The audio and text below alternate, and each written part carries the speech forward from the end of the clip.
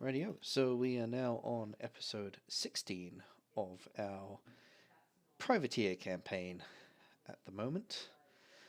Our mischievous crew has been causing a little bit of shenaniganry over Port Marley over the last couple of days. Most of it's sort of out of the way of any law enforcement around. The latest shenanigan, however, has been a somewhat explosive visit to a tavern near the docks district.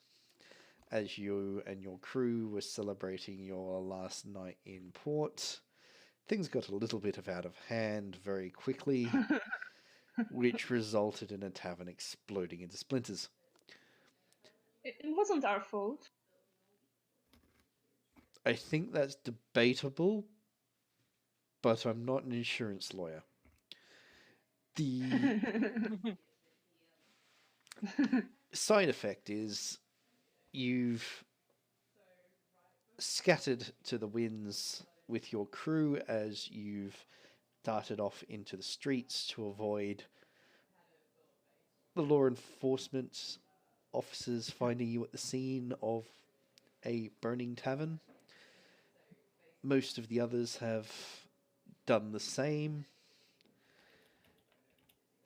The three of you have found yourselves split off from the rest of the party as you've run through dark side alleys and streets towards the general direction of your ship. You, in the background behind you, can hear sort of muffled shouts of fire and get help, and it seems like the neighbours of the tavern are at least rousing the constabulary to help put the fire out.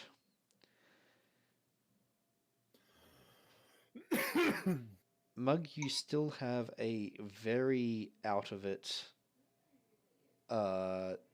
tavern patron slung over your shoulders.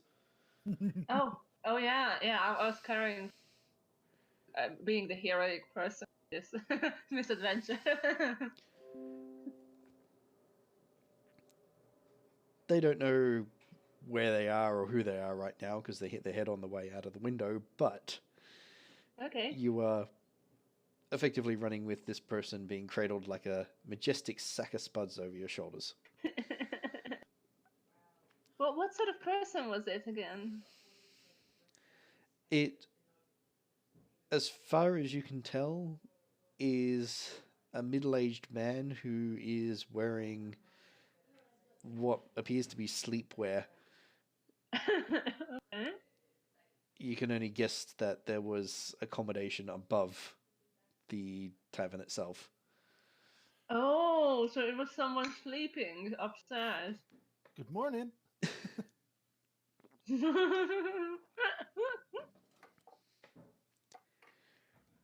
Okay. What race is it? Is it a human? It is a human. He's middle-aged, balding a bit. There's Okay. a bit of blood running from like over his eyebrow where he's sort of caught something hard on the way down. And as far as you can tell, his leg is broken. But other than that, he seems to be living and mumbling, so he's still breathing. He's alive. Yeah, he's alive. Hey, Goldie, wake up. We're taking you on an adventure. He just groans and says, "To the doctors?"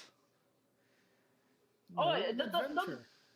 don't wiggle too much. It's difficult to carry you if you're all wiggling. Where are you taking? Where am I? I've said it before. We're on an adventure. You'll find out eventually. I think we are taking you away from that. Yeah, because you would Something have died if we didn't take you. We that saved. As you're saying this, you jostle him just enough, and it's about this point that the sort of shock is worn off enough that he realizes that he's in pain as well. And he lets out a shouting, blood-curdling scream of agony. Oi, if you're this loud, I'm just going to leave you. Quiet down. He's not quieting down in the slightest right now. I want to knock him out. Rightio. I'll get you to roll an attack. Good idea.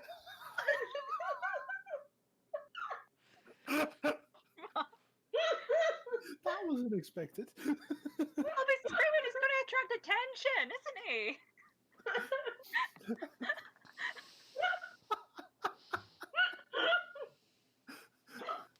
You want to kill him? Wait, you want to kill him? Okay. I don't, no. Silas puts away his gun disappointedly. I don't know, find a pressure point, knock him out. Something like that. You can do non-lethal. You can do Yeah. non-lethal damage, right? Yep. Okay.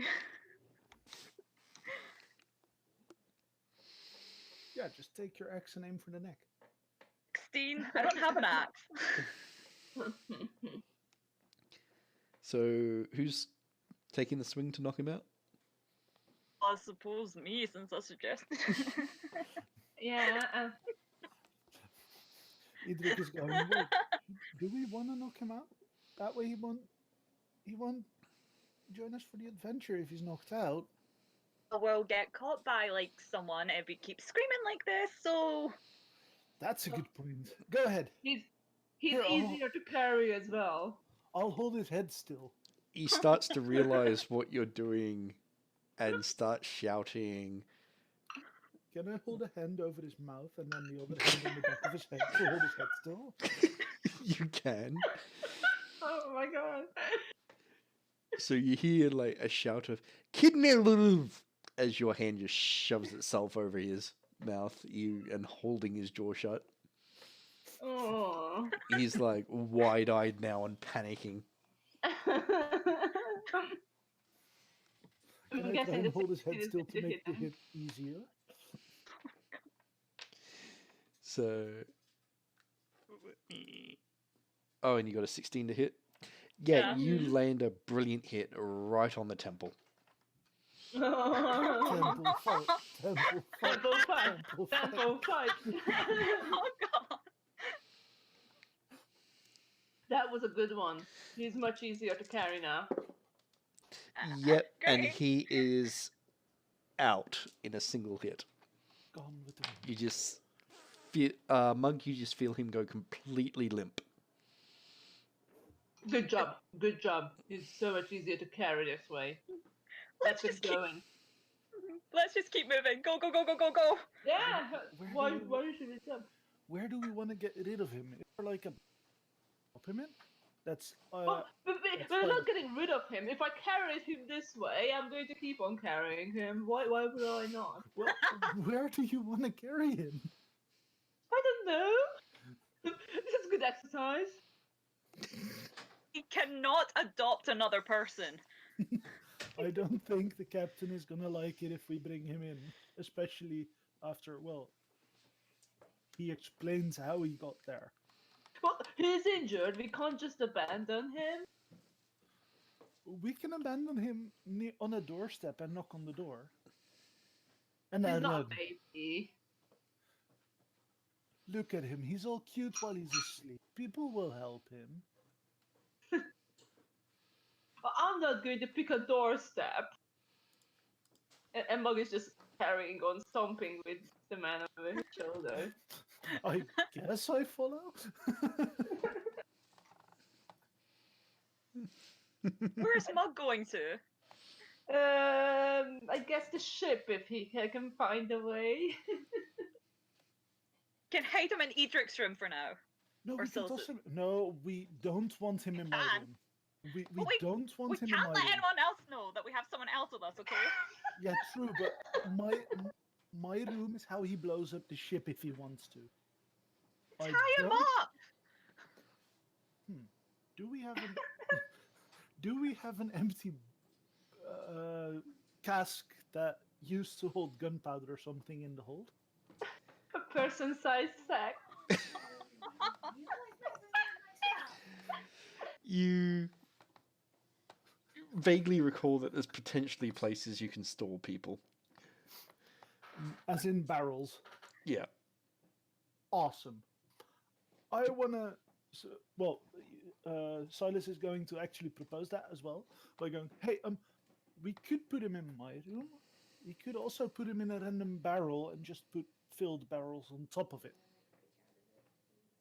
I want to risk Bingo blowing like a random barrel up and him being inside though. That's why we put a heavy barrel on top of it. That way, Bingo can't move it. I Blow don't it know up. why we need to hide. Well, because he thinks you broke his leg. We didn't break his leg. No, but he thinks that. I mean, Now- she punched him. Yeah, because We- he was making things difficult. Yeah, but he doesn't know that. All he knows is crying for his life. This is too difficult for me. Let's just get back to the ship. You know what? We'll store him in the captain's room. The captain will know how to solve it. Yeah, that sounds fine to me. Oh god. We The can put captain him is so in a clever. barrel. Terrible We can idea. put him in a barrel in the captain's room. That sounds great. Good plan. Let's do that. How are we sneaking him to the captain's room? FYI. The captain is busy. Nice. The Yes, we captain can is just busy. walk in.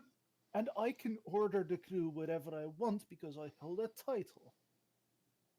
Huh. Then again, What's a title? What does that do? I am the gunnery chief. People listen to me because I am the one who gives them pistols when we're under attack. Chief.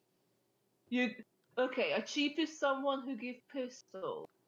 Yes, and cannons. And cannonballs. Yeah, so you're the cannon and pistol holder. That's great. Something like that. That's sweet.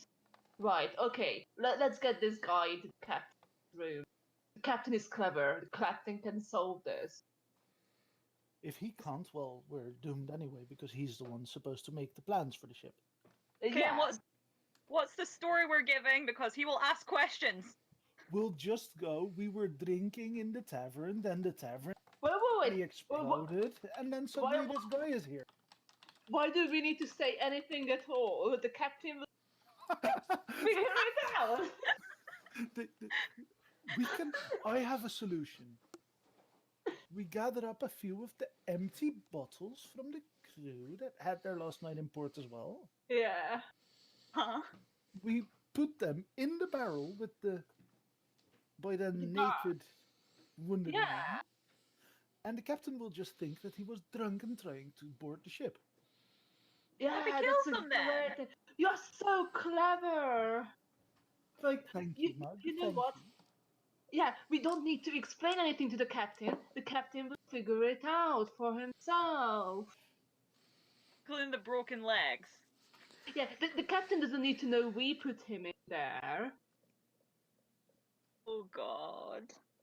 Can the three of you roll a perception hearing check? Someone overheard this entire conversation. I rolled a 15. Oh. Oh wait, plus perception. That makes it. Oh no, 18. I was rolling with the D20. Oops. Oh, I don't think Mug is going to hear it. I don't know how much his perception modifier is, but this is what he rolled. Ooh. Do you happen to have like a plus 14 in Nope.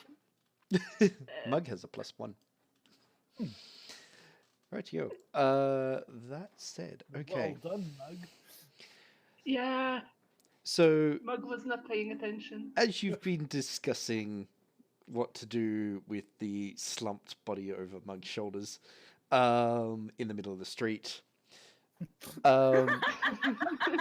Silas, you start to hear the sounds of boots approaching from one of the main streets, heading in your Several direction. boots? Several boots. Shit, the guards are woken up for the fire, Oh, damn. and possibly the nearly dead guy hanging over Mug's shoulders. That's actually all out loud for Silas as well. Noted.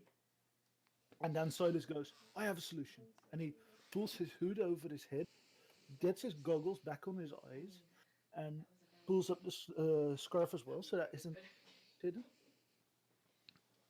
Mm-hmm.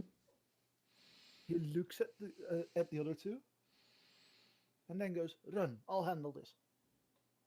Oh. Oh, sweet. Mug starts running like crazy. No, I'll not that follow way. on. That's where the guards are. Oh. Shway! Yes. Mug starts running the other direction towards the ship. Noted. I'll follow suit then. Rightio. Oh, I So, have a plan. Silas, you're God. hiding, are you? No, I'm standing in the middle of the street. Rightio. So Mug and Wisp start barreling down a side alley towards the ship. A group of 8 soldiers come running around the corner, carrying buckets and other bits of equipment, and run right past you, Silas. They don't even pay any attention to you at all. Oh! Yes, my plan worked. Well done. Wow. Let's just say that they were as attentive as Mug. Well, the actual plan was to have Mug, specifically Mug hide, but because, well, Mug is carrying the guy that looks like he might be dead. So the entire plan was finished as soon as I had convinced Mug to run. But to convince Mug, I had to convince Wisp as well, because otherwise I would have never convinced Mug. I think convincing Mug was fairly easy. I'm going to be honest. They would probably not have noticed a dragon and an orgy in that street. So that's our next tactic. A dragon and an orgy. Noted. The lot of them barrel on down the street carrying their buckets and are quickly out of view.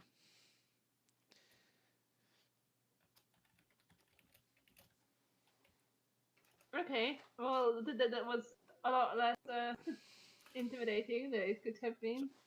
So for the people following the notes, I just made a note that the DM actually mentioned that a dragon and an orgy would work as a hiding place as well. Well, it's more that they wouldn't have noticed it. I know, but taking things out of context is kind of part of this. Rightio.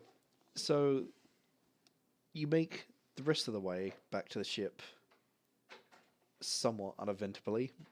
It seems like most of the guards in the area have rushed off to deal with the fire to stop it from spreading. That's so weird. Where This would be a really good distraction. we should do this more often. You find yourself back at the gangway to the ship, and it seems like the 3 of you have arrived somewhat ahead of some of the crew, but you can hear from up on deck that there are some of the others either that have just arrived or have been back for some time asking what the hell happened. Hello. We're trying to sneak, remember? That's where I come in. I just distract them. Great. Ah, Wait, yeah. So we had too many crew members, right? What Where's are the kid? One of the twins sort of sticks his head over and goes, "Oh, you 3 made it. Yeah. And who's that fella?" He was injured, and we decided to bring him to the captain so that we could try and help him. Yeah, no idea who he is. I don't really care. Frankly, neither do I. Your business is your business. But last I saw, I think the captain's gone to bed. Good. Wait, why don't we just put him in his bed? That's easier than getting a barrel. The twin that's looking over at you slowly looks at you, Mug, looks at the other two, shakes his head and goes, I think the less I know, the better. And then he turns and walks back onto the deck.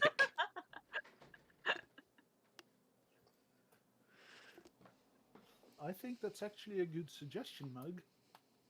How late of a sleeper is he? Well, if we punch him real hard, he'll have the headache to think that it's a hangover. I am not risking hitting the captain. You can volunteer yourself, sir. Well, he doesn't trust me. If I hit him, Mug, What? you could do it, and then we could tell the captain that you tried to help him get to bed because he was drunk. That sounds like a good idea. Let's do that. Yeah. That will work. Brilliant plan. Just make sure to hit him hard enough that he doesn't wake up. We still need him to wake up at some Yeah, point. But we Yeah. don't need him to wake up while we're in the room. Yeah. In the meantime, Wisp, could you help me collect some empty booze bottles? Definitely. Maybe find some full ones while we're at it. Yes, yes, some full ones and some half. Yeah, get me booze as well while you're at it. I'm thirsty. We didn't drink that much in the tavern. It was a good fight, but it got me thirsty. Well, I did. I drank loads. We could go back to the tavern and get you some more. Oh, wait. That's actually Silas out loud, by the way. Quiet! Let's just everybody slap. Let's first get him to the captain's bed. Yeah. First things first. That's easier. So you're making your way up onto the deck. Yes. Yeah. You make your way up to the deck. There is one crew member just slouching on, sort of looking out over the water towards where the smoke and you can see a little bit of the fire burning. The others appear to have gone below decks.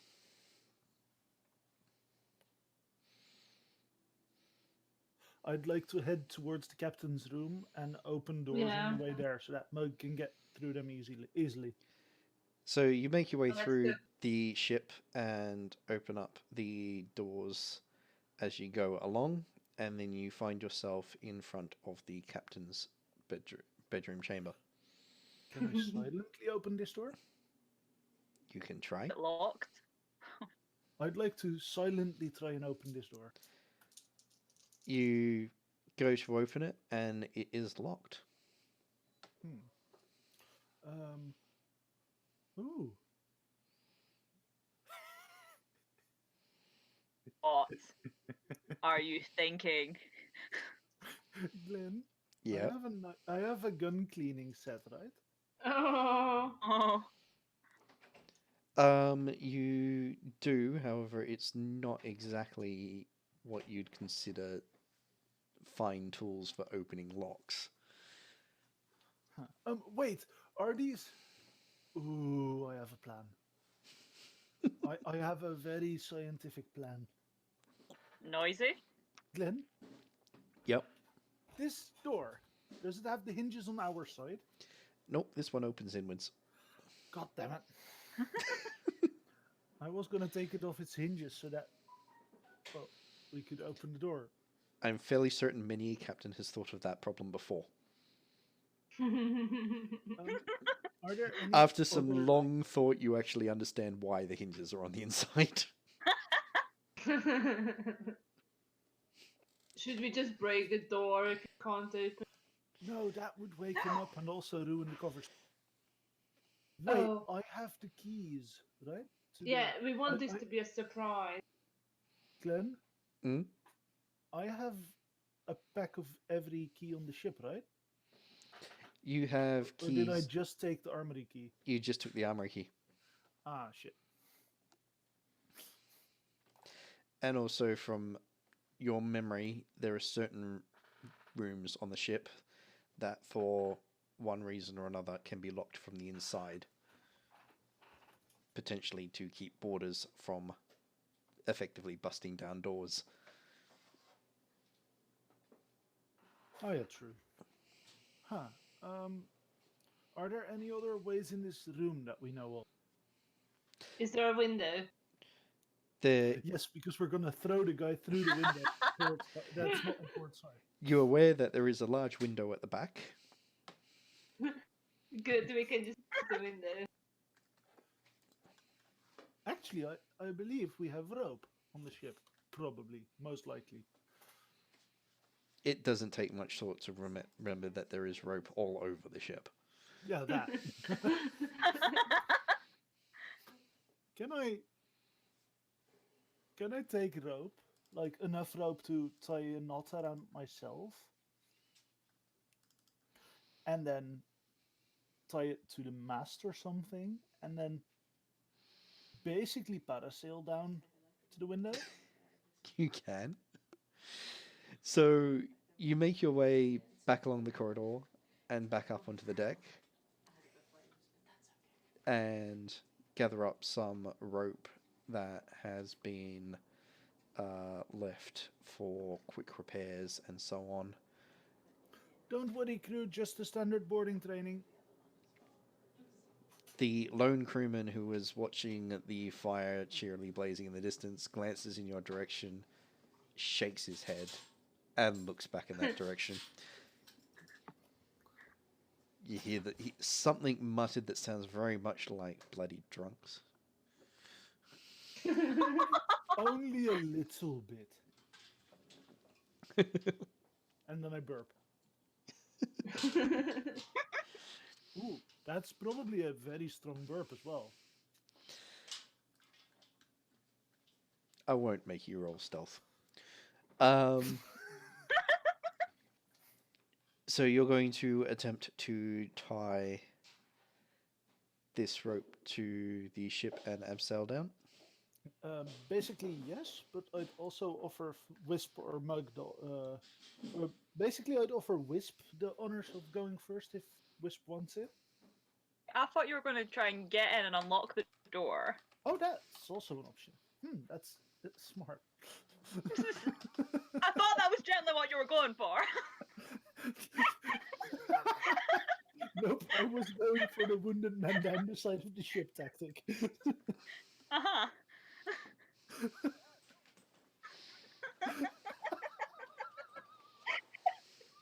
Oh, wait, are we going through the window or not? I feel like Silas would stand there with the rope, go, so, who's going first?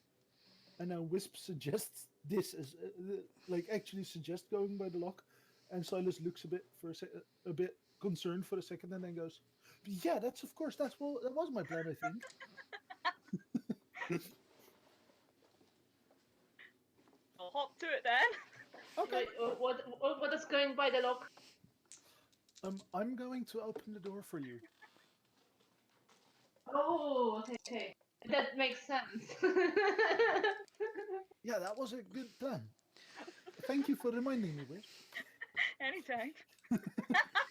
And then You two are both so clever. And then you see Silas look away shyly, and then he goes, so, right, the rope, bye! And he just dashes off to go tie himself to the ship, and then basically break and enter into the bedroom of the captain. Via the window. Yep. From the window to the wall. So, I will get you to first roll engineering intelligence. I'm so good at that. That's Yeah, it's good that not Mog is doing. it's good that us is here. Oh wait, I am actually the engineer. I get to add shit ton to this.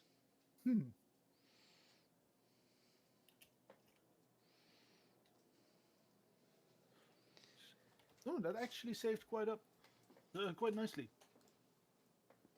Noted. And next, you're going to do dexterity. Hey, I'm good at those as well.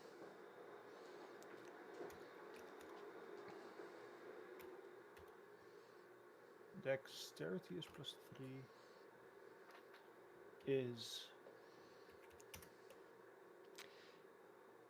Noted. uh oh. So how high up was the ship?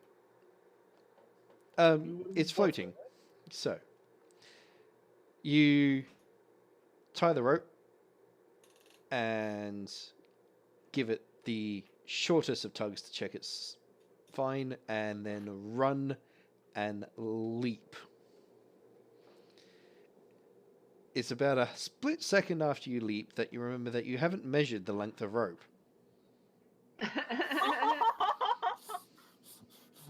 Ah! The two of you up on deck, you hear a splash. Oh. That's going well. Why did he go for a swim? I thought we were going to get into the room.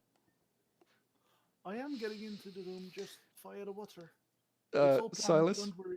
Can we go over to check? the rope is still there and it's held. You're just now treading water Okay, and I'd very, like very to- soggy. I'd like to actually start hoisting myself up to the window. Yep, you do that and find yourself outside the window to the captain's chamber.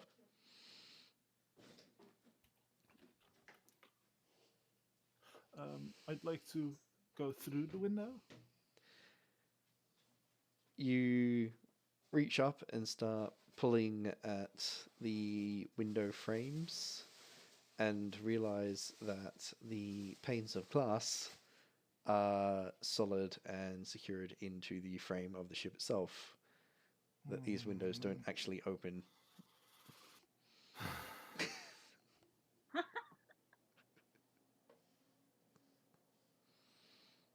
Shit. Can you see through the window?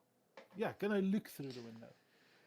It's a little hard to see because there's a lot of like stained glass design and so on, and the few clear bits are sort of marbled to match in with the design and not meant to be sort of looked out of. The inside of the captain's cabin seems to be relatively dark, and you don't see any movement in there. Okay. I'd like to climb back up That you can. because I have realized a different plan. Yep. And this one will definitely work.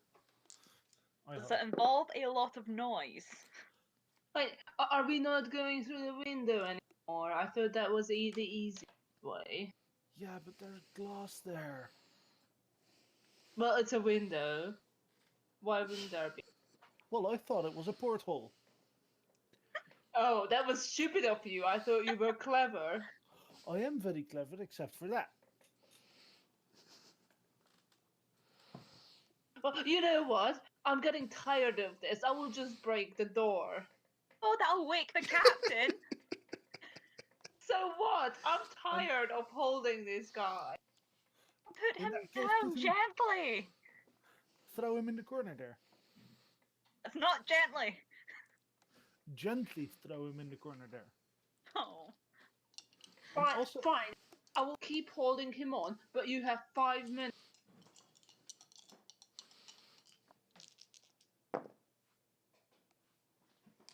After that, I'm breaking the door. I'd like to rush back to the door, Yep. and I'd like to get out my hand drill. That Yep. will make noise. Oh, no. Can I very carefully drill out the lock? Okay. Roll a dexterity stealth. That's that's thanks to really nice dice. It's actually pretty decent. Because I am not that stealthy normally, but I get 5 stun points if stun points are a thing. 5 plus 5 plus 4 plus dexterity is 17 total.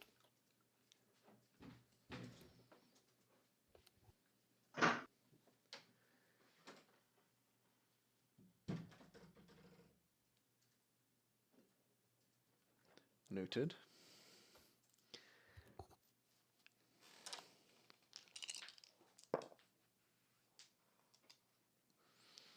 You take your time and you very, very slowly grind out the lock using your hand drill.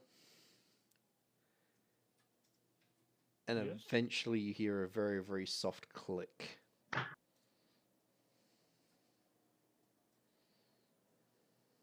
Success. Can I carefully push open the door a little bit? You try the handle again. Yes. It takes a bit of effort, but you can force the door to open now. I'd very carefully try to open the thing. And the door opens. Here. Ta-da! I very silently mumble. Ta-da! Noted. And then I'd like to signal for Mug to silently enter the room. Can you hear anything? He's snoring. Well, Is he snoring? finally. Bhajiri seems to be snoring. Silently, Mug. Silently. Okay. Silently. Use your indoor Stop voice. it! Shh. I'm very silent. Don't you hear it? Don't shh me. Use What your the- indoor voice. And don't want Mog to is startle the getting captain? annoyed, so he's just going to dump the body of the man on Bhajiri's bed. Okay, I'm gonna quickly hide outside the room. RTO. So, Silas, you see Mug just get into the room, walk across to the bed, and just turf the body at the base of the bed. And you have a split second of, I don't want to be here, and you step just outside the door. Wisp, where were you? Oh God, what have you done? I like gesture. Get over here! So, Wisp, you're beckoning to get Mug out of the room.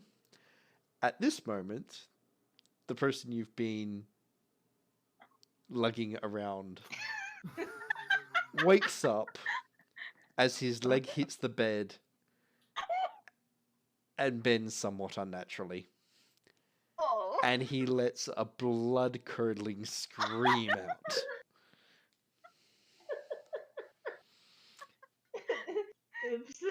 Is it time to knock them out? Yes. At Just get this out of there. point, Bhajiri is wide awake and clinging to the roof. He hasn't quite worked out what's going on, These are not the droids you are looking for. but he is looking around in frantic panic and staring at this middle-aged, balding guy in a nightgown screaming on his bed. Can I come walking in? Pretend like we've just ran there. Oh yeah, Yeah. Captain, we will let you handle this. You're a capable captain. And Mug leaves. Bhajiri looks at the man, looks at Mug, and goes, "What? Who? Mug is Where? leaving. How?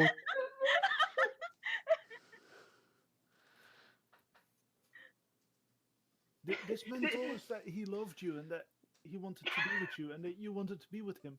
So we decided to let him through. But now we realize that, well, he's screaming in your bed. So we decided to protect you. Bhajiri looks at the man again, looks at you, Silas, as you've stuck your head in the doorway, and then just goes, "Why?" Because we're all having a bit much to drink, and maybe that's not the best idea. I need a drink, says Mug. I haven't had enough. Can't pick on, huh, Captain? Bhajiri drops back down, sort of pokes the guy who seems to have gone very white in the face and is breathing quite heavily, looks at the three of you and goes, "I'll be seeing the three of you in the morning. First light." And then he walks out of the room. Good night, Captain. Well, that went well. That went horribly. That went down like a sack of bricks. So I guess it's solved now. This guy can stay on the captain's bed. Problem solved. Let's go drink more. As Well, you now we're gonna get punished in the morning. Yes, but until then we can drink. I suppose. as the three of you exit, leaving the injured man on the captain's bed, you see Neros come running back the other way ahead of the captain. He just runs past the three of you and runs into the captain's chamber. Can we just like peek our heads in?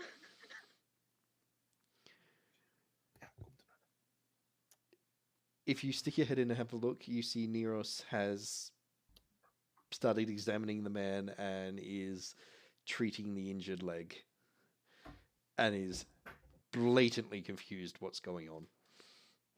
Thank you, Neros. We found this man injured and we decided not to leave him to his own demise. And, well, we thought, who's the most capable healer we know? And it's you. So we decided to bring him to the ship. Neros stops his work for a second, looks at the three of you, looks at the man and goes,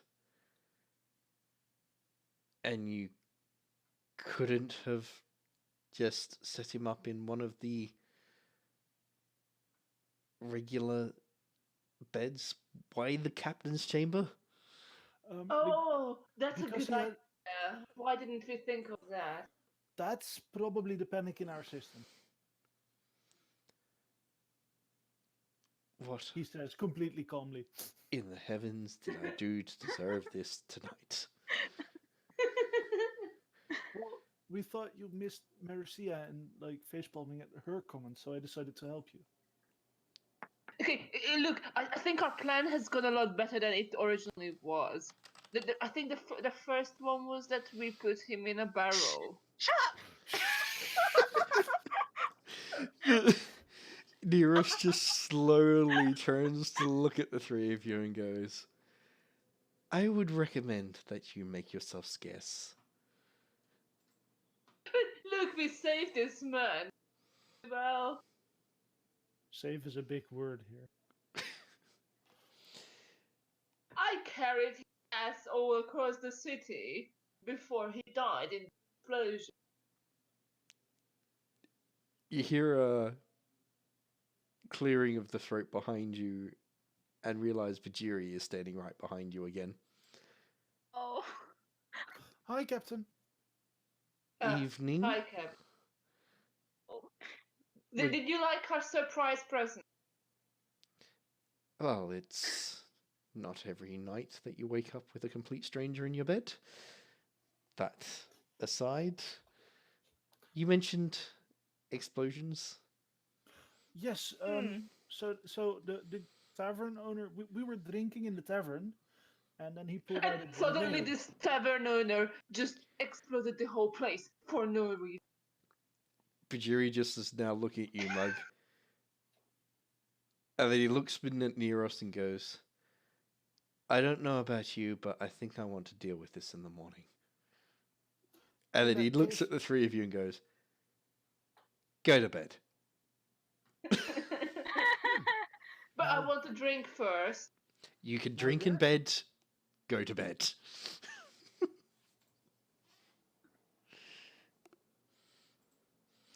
And with that, Bhajiri steps back into his chamber. Good night, Captain. Night, Captain. Night, girl. Fine. Okay, as long as I can drink in my bed, that's fine.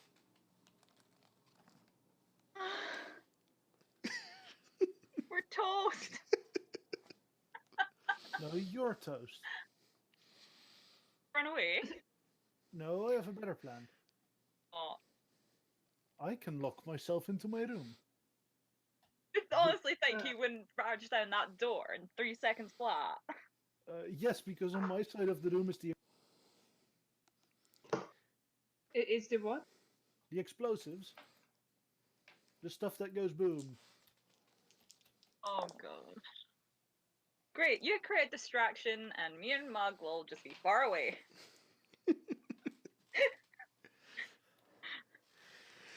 You mean we will be drinking, right? Yes.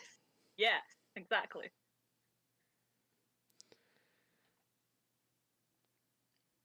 So, unless you have much more to do, will you be making your way back to your chambers? Yeah. We're finding the But closest get source of everything- alcohol.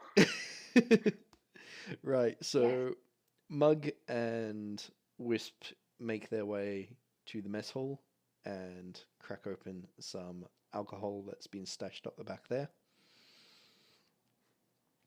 Cheers. Yeah. So, you settle in for the evening.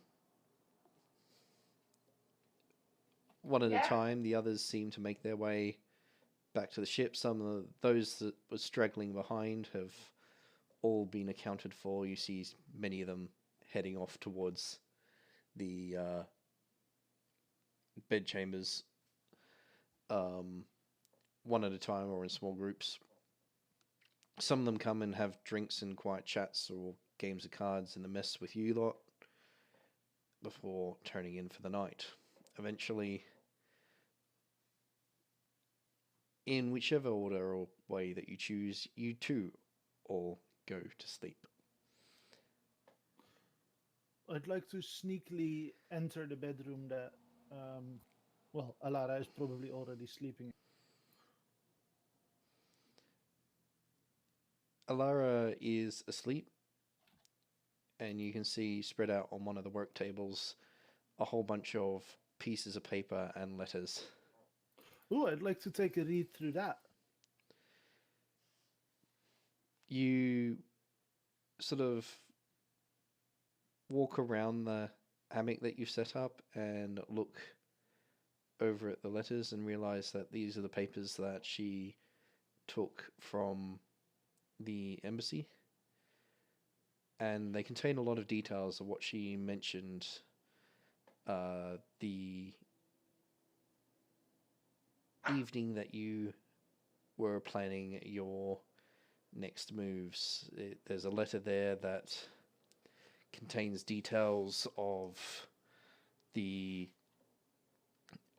smuggling operation that the ambassador was looking after in the region. There is letters between the ambassador and a name you're very familiar with, Silas, in your father, in regards to an assassination contract on a number of people. You see your name on the list, but you do notice that there's quite a few others there as well. Wait, I see my name on the list of. Yeah, of course. But whereas your name is amongst a bunch of those that seem to be much further down as nice to haves, there are others that are much higher on the list. And quite a few of them have been crossed out. Oh. It seems Dad has been keeping busy.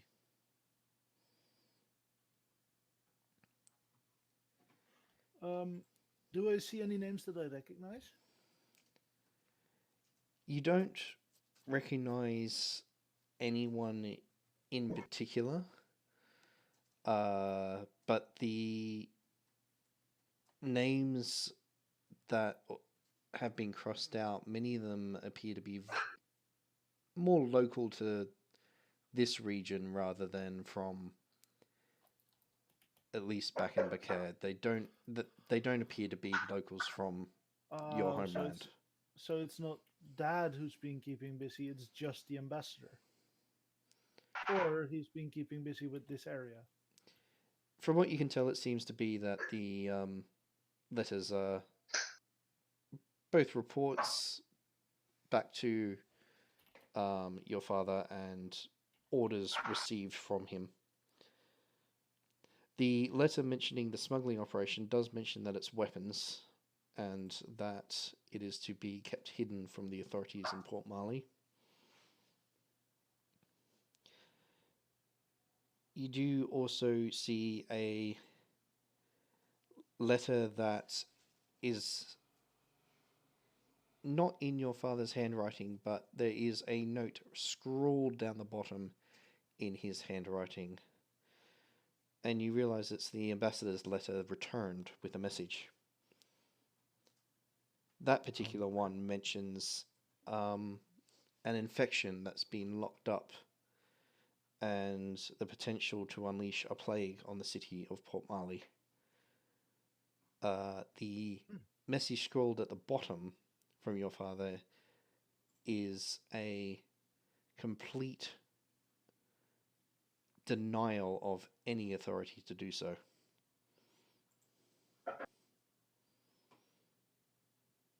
So he's not planning to erase the town.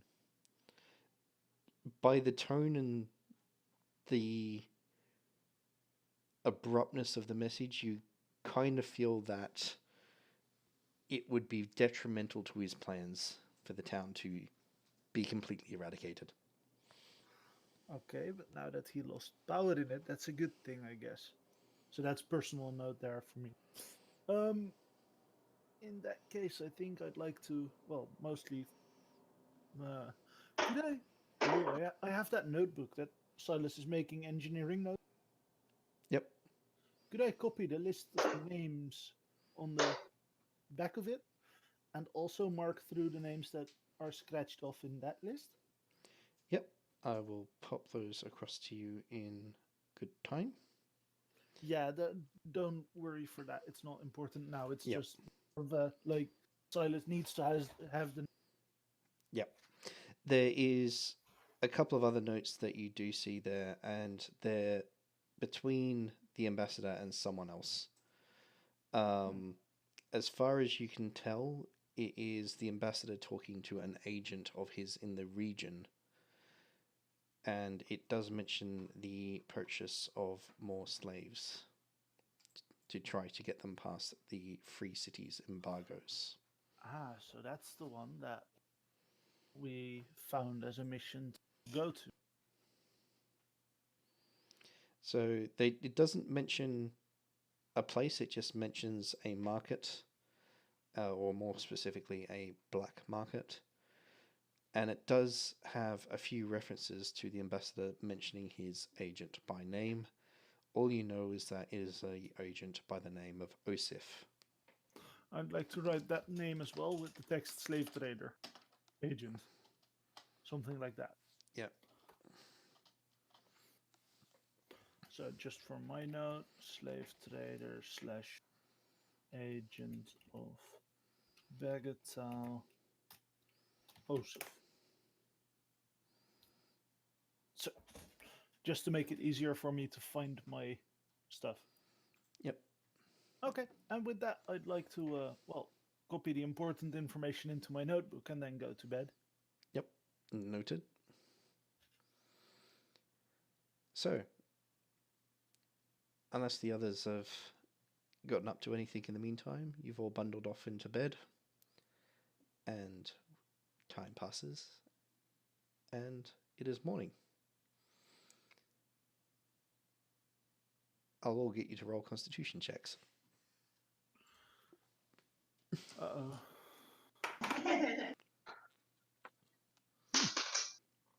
Is this... Could I add drinking to it? You or can is add this not... drinking. I can add drinking. So it's basically a hangover roll. Yep. Yes. Is there any there? I didn't roll very well.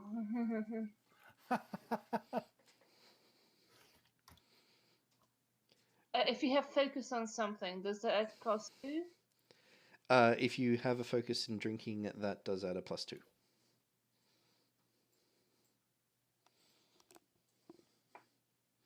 I rolled very badly. I think Mug kept drinking and drink.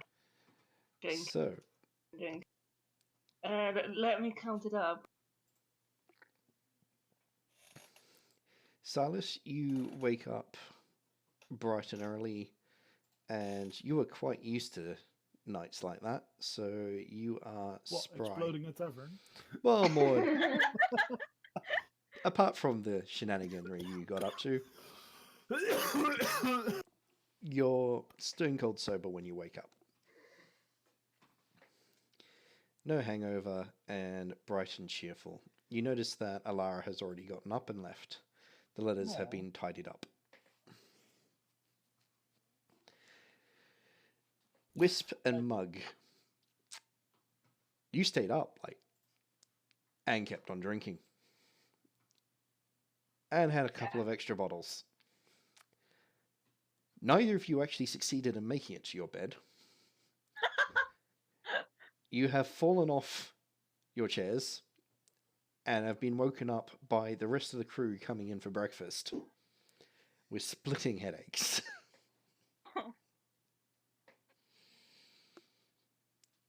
What time is it?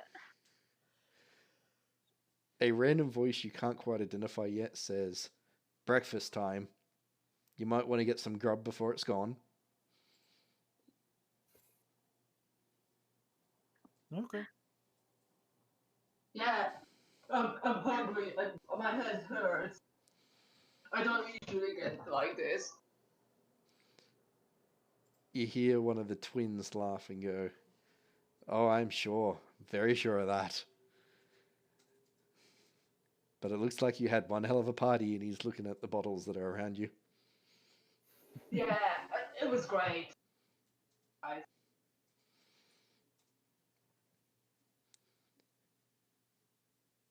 Definitely needed.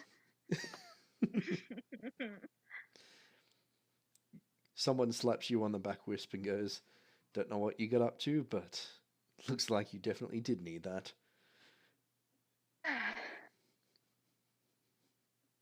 Good time.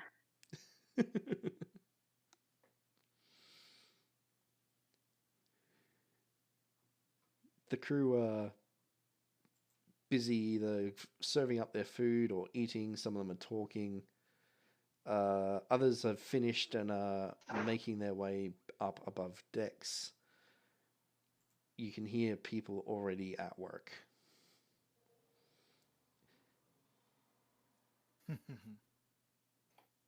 Silas, as you will go and make your way out to the mess, you do find that there is a very excited chatter. It seems like the crew are up and ready to go and excited to get back in the air again. It's travel day, I say quite loud as I enter the mess hall as well. As you say that, Yay! all the sober crew cheer really loud. Ah, shut up! Good morning. So I how have you w- guys been? I will murder you if you say anything loud. Um, Over my ears and put my head to the table. No. Mug is wolfing down food and curing his hungover with a bit of morning beer.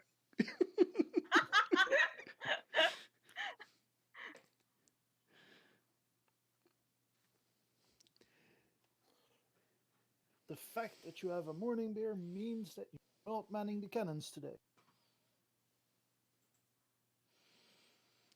things. No. No, it means that I will be much better at magic.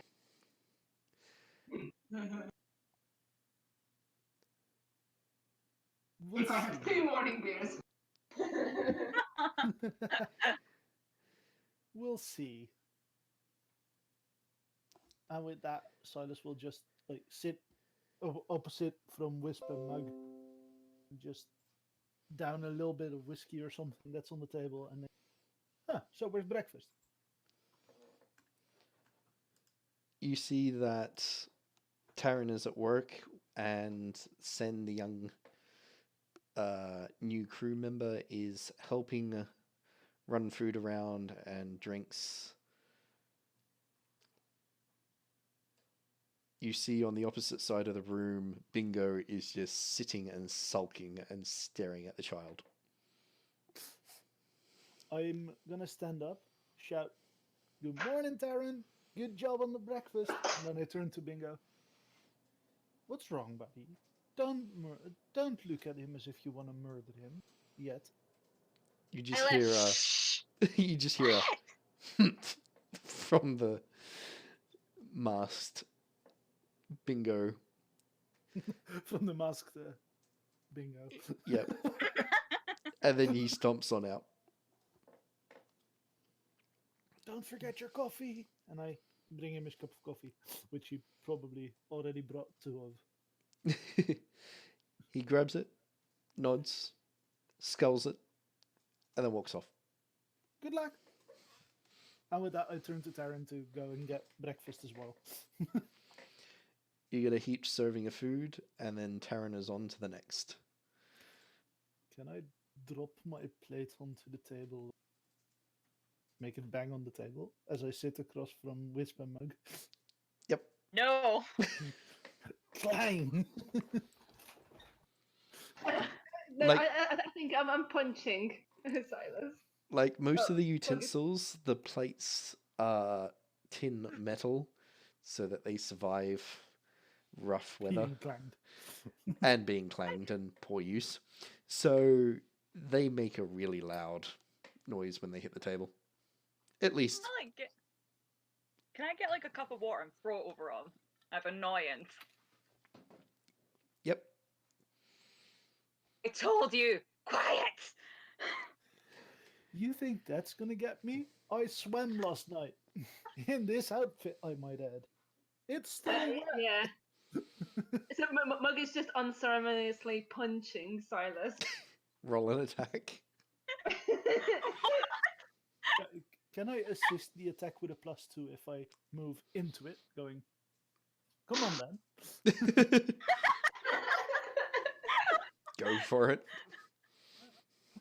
So you get a +2 to the attack. Oh, that's basically the help action. Yep, I used the help action on him. on him. punching me. Yeah. What? Does that hit? That's including that last +2 from me. No. That wasn't my thing. That was my constitution. The 12. Oh, So this is actually what do I add accuracy or? To hit, you add accuracy and. Okay. To hit, I add accuracy. Yep. and the +2, right, from me moving into it. Yeah. So that's 17. Yeah, that beats my defense. So Good. you clock him good. Roll your damage. Yeah. Okay.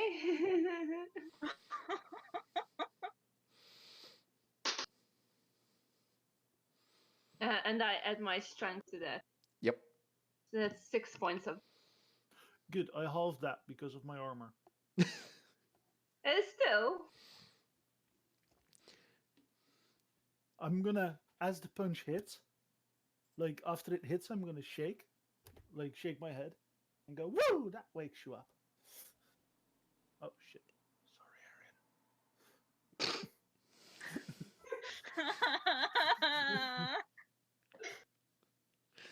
Till they're outside outside. Good morning, Wisp. Maybe you should go sit outside in the sun. Oh, bad idea. Sun bad. Could you not just quiet down? Did you want me to punch you again? I don't do quiet. I mean, I'm not exactly stealthy, and I like point at pistols that are strapped across my chest, which are now somehow 3 because I stole another one from the armory. Oh, you know what? There's one good way to cure this. Have a third breakfast beer. Now that's a plan I can get behind. Enjoy. And I'm gonna like scull a glass of milk or something just because, well, it's breakfast. And we're still in port, so we probably have access to those like stuff, those kind of things on for the food today. You hear Neros shout from the entrance to the mess to all those gathered in there, and he bellows out, "When you're all done, up on deck. Got Oh a yeah, few. didn't we need to meet the captain? There's a few last things to say before we get this ship airborne." Oh yeah, cool. And with that, he heads on out.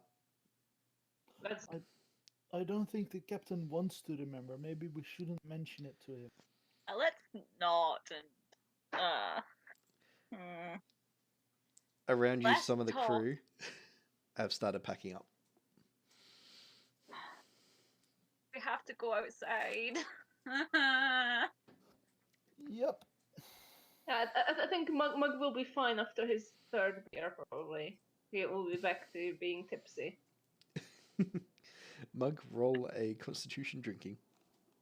Oh no. To see how tipsy you get from this. Maybe you need more. So this is one of those cases where you're rolling a issue. Yeah. Yeah, I think I rolled right now. Which is not good.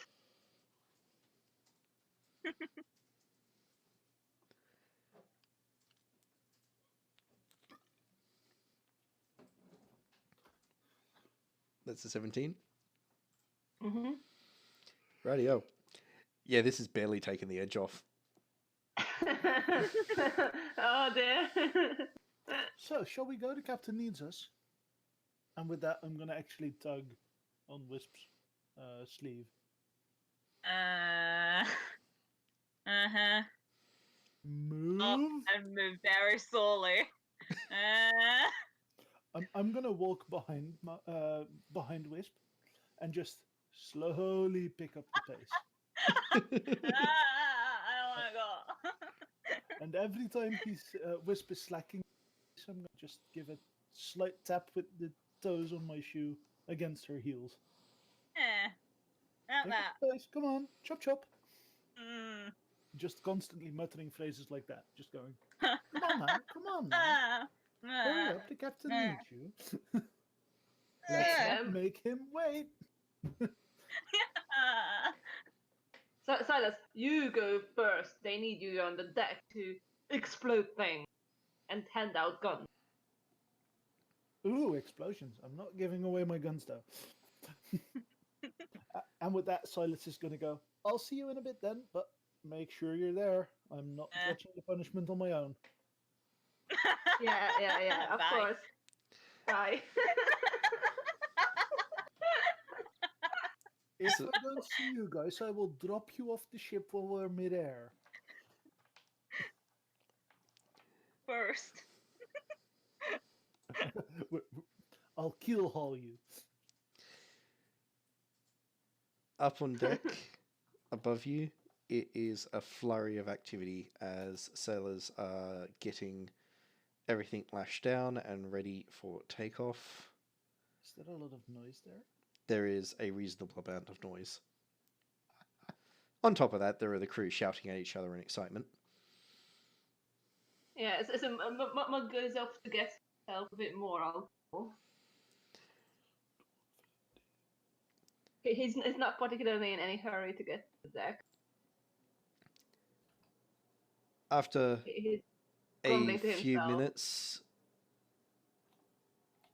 Neros and Bhajiri make their way up on deck and stand on the raised section near the wheel. Bhajiri is leaning on the railing and he seems to be doing a bit of a head count. Stops, does another head count. It's hard to tell if he's frowning or not. A few minutes after that, the captain of the Argonaut makes his way up onto deck as well, stopping just short of the vessel and shouting over to Bhajiri, "Permission to come aboard, Captain." Bhajiri nods and waves, and Captain Felton makes his way on board and goes and stands next to Neros, where they're quietly talking. I'll stand next to Bhajiri, like all captain like, or all like officer of rank. As you approach, Bhajiri looks you up and down. Captain?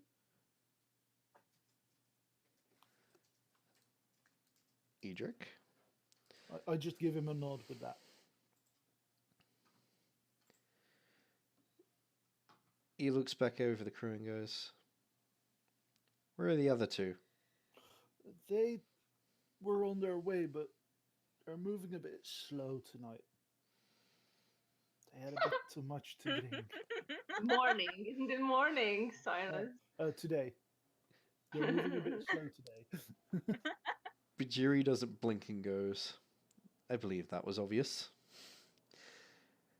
Yeah, they were really drunk.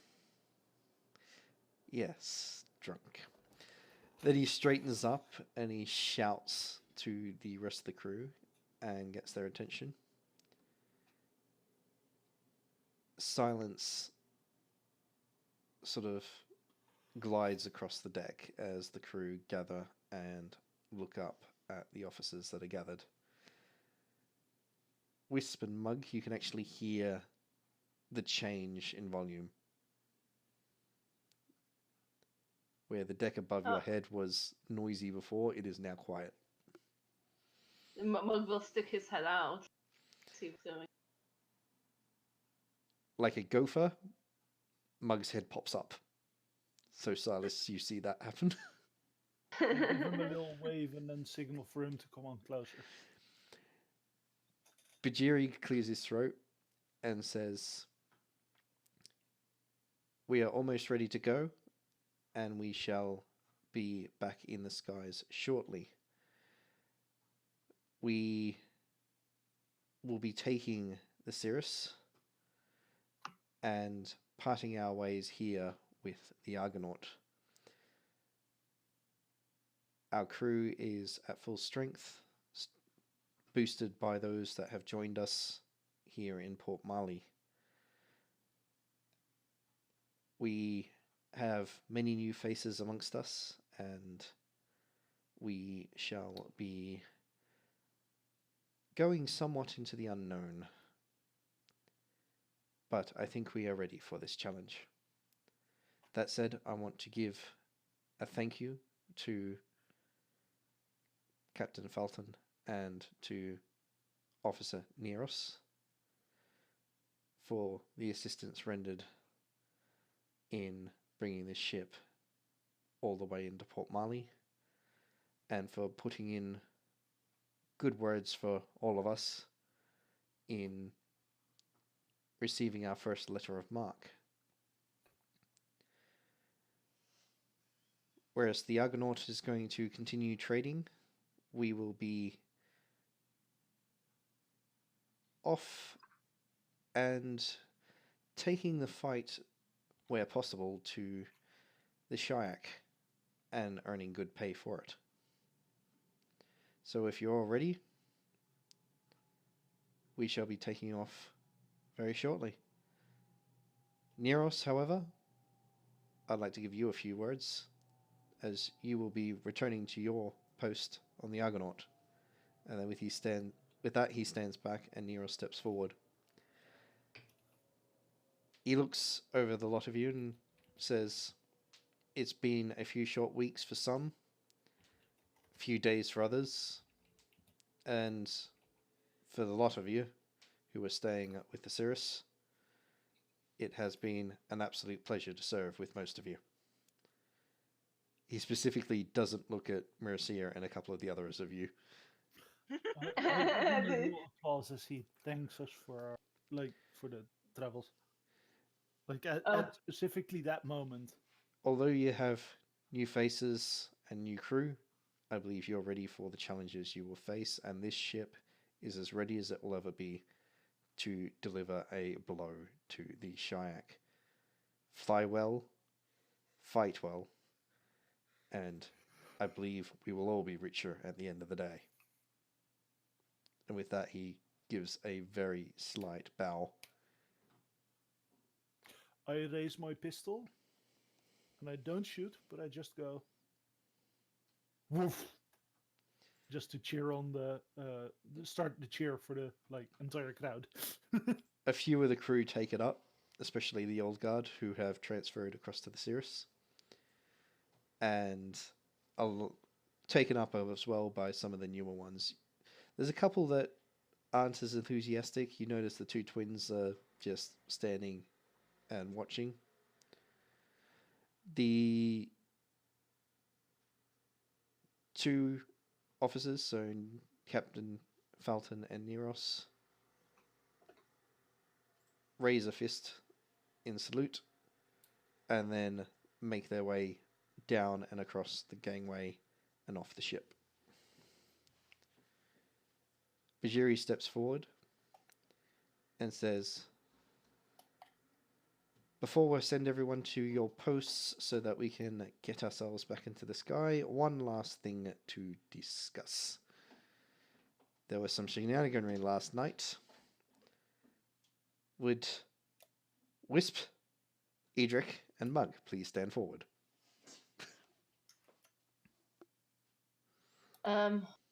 A captain. Morning, Captain. I just take a little step forward because I'm already standing next to him. You can't say you haven't earned this. Haven't earned what, Cap? Are we getting a reward, Captain? Oh gosh. And with that, he points at the three sailors that were captured and brought on vessel with you. You three have been behaved well enough that you can graduate to regular work. I'd like you to, however, give your brooms to those three. And he points at Mug. What is graduation? The three sailors rush across, grin at the three of you, and hand brooms over. One of them pats you on the shoulders, Mug, and goes, "Have fun." What do you do with this? Do you use this in a fight? Is this a new weapon? Yes. Yes. Good. Who are we fighting? Look, Captain, I'm ready to fight. You start your sparring like this, and I just swipe furiously with the broom to the left, and then back to the right. And then you punch the people on the sides with the hard end, while the soft end goes across the floor. Okay, let's do this. Mug is ready to fight as well.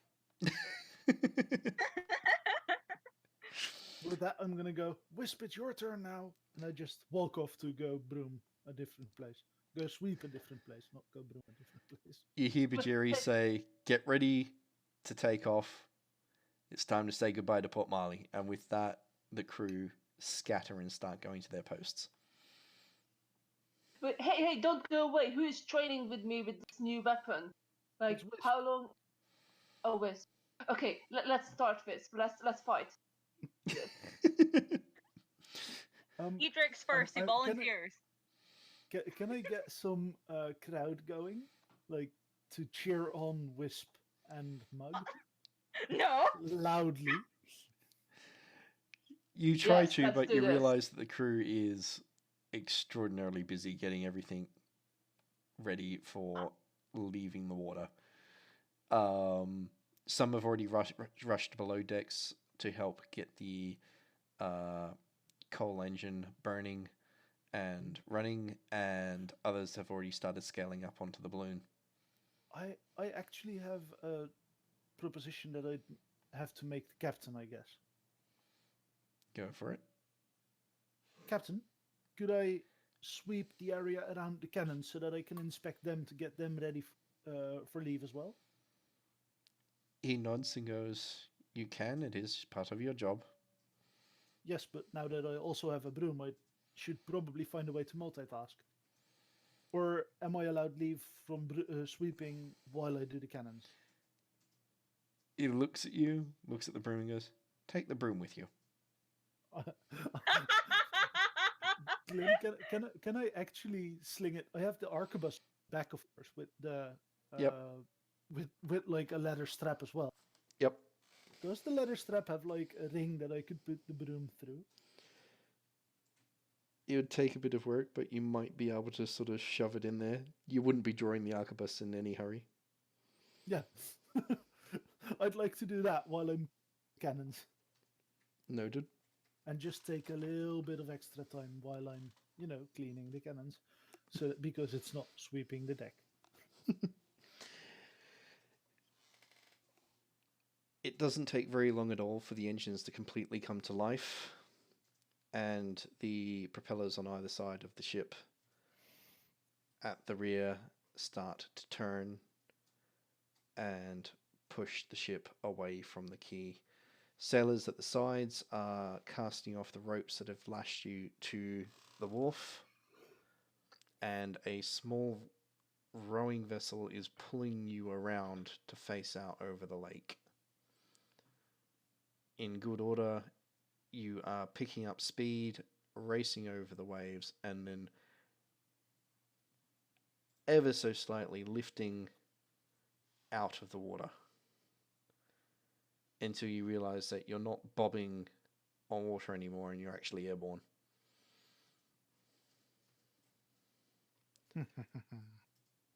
And Silas, as you start singing, some of the crew actually join you with it. Nice. I'm getting as far away from them as possible. Wish you found a quiet patch right up the back of the ship. Perfect. I think Mug is just trying to practice with the new weapon he was handed. try to be able to fight with it well. He's taking this seriously. Mug, I'll get you to roll a dexterity. Yeah.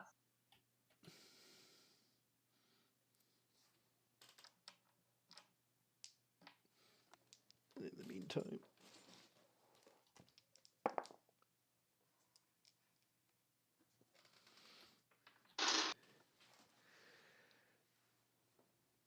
Are there any stun points on? it's just a straight dexterity on this one.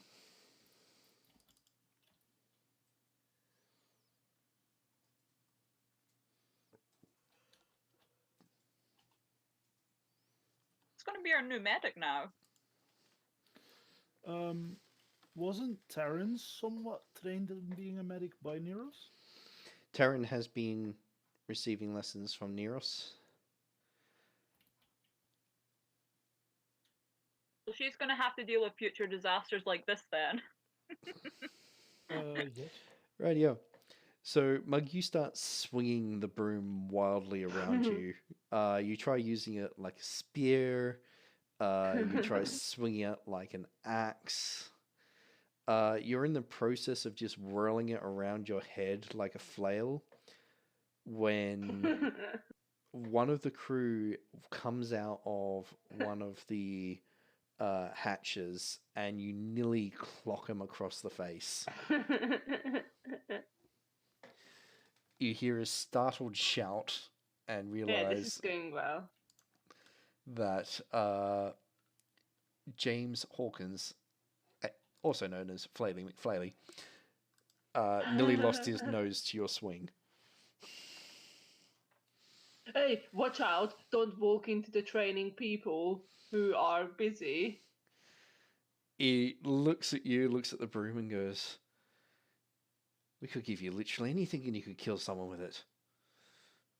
I mean, that's the point. I'd like to see Mug try with a fish. With what? A fish. Yeah.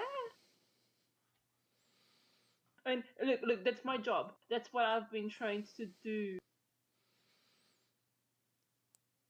James just looks at you and looks at the broom and goes, "I think the captain still wants you to sweep, though." And with that, he turns and walks off. Oh, sorry, I said. Sorry, I missed that. I missed that. That's what I Oh. said. So he goes, "I still think the captain wants you to sweep the deck, though." Sweep the deck. Is there a code for some sort of training? How do you do this training? He just looks at you, looks at the broom, looks at you again, and goes, "Give me the broom and I'll show you." Oh, okay. You know what? You seem competent enough. How about you do it? And Mug hands over the broom. He hands the broom, puts the brushes on the ground, and pushes the dust and sand that have begun to gather on the deck towards the edge and shoves it off, and then walks back to you and goes, "And that's how you sweep the dust off so we don't trip."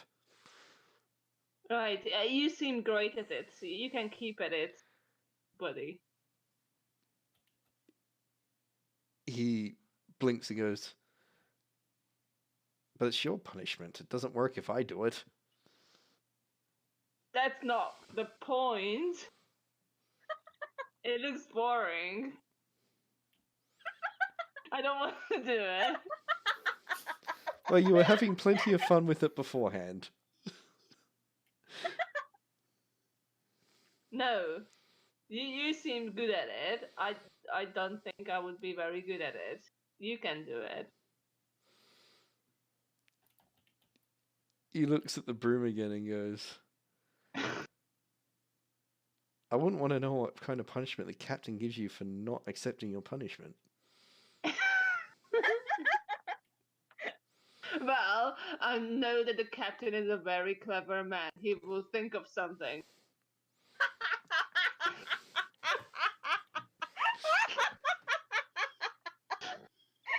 He shrugs and goes, "Your funeral," and then he turns and walks away with the broom.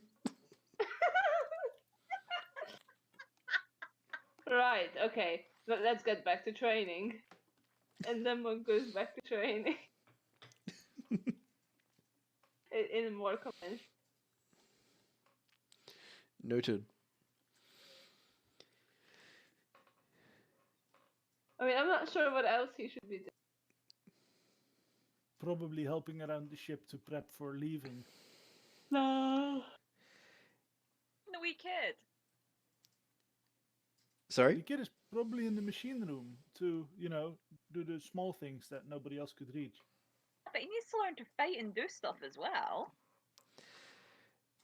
Once you're in the air, things settle down a bit, and some of the crew have reverted back to just chilling and having free time. There's a couple that have noticed Mug practicing sparring, decided that's not actually a half bad idea, and a couple of them are now sparring and practicing. The remainder have made their way below decks. Those that are still up and about and rushing around are those that are actually working.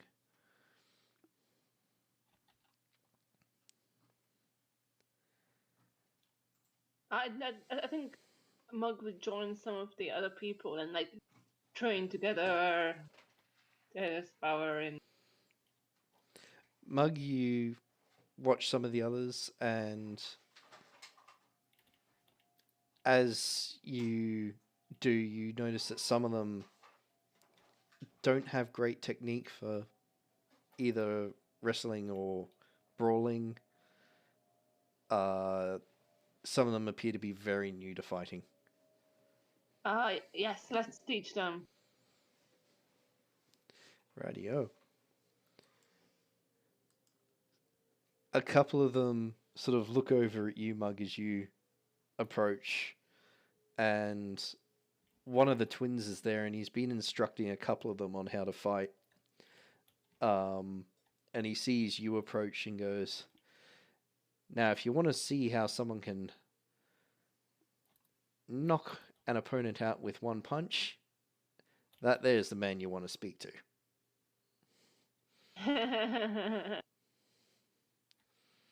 Especially if that person that gets knocked out is a barmaid. Well, what can I say? I've been trained well. He laughs at that. That said, he holds his own well. You can learn a thing or two from him.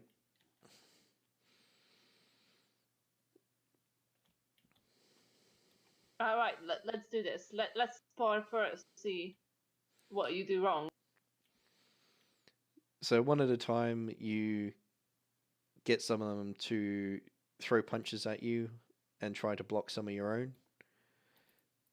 And over the course of the next few hours, you train them in how to defend themselves better and in how to actually deliver a punch that can actually injure their opponent rather than leave nice bruises that don't do anything. Yeah. Mug is a. So the idea is basically hurt them, not turn them on. Yep.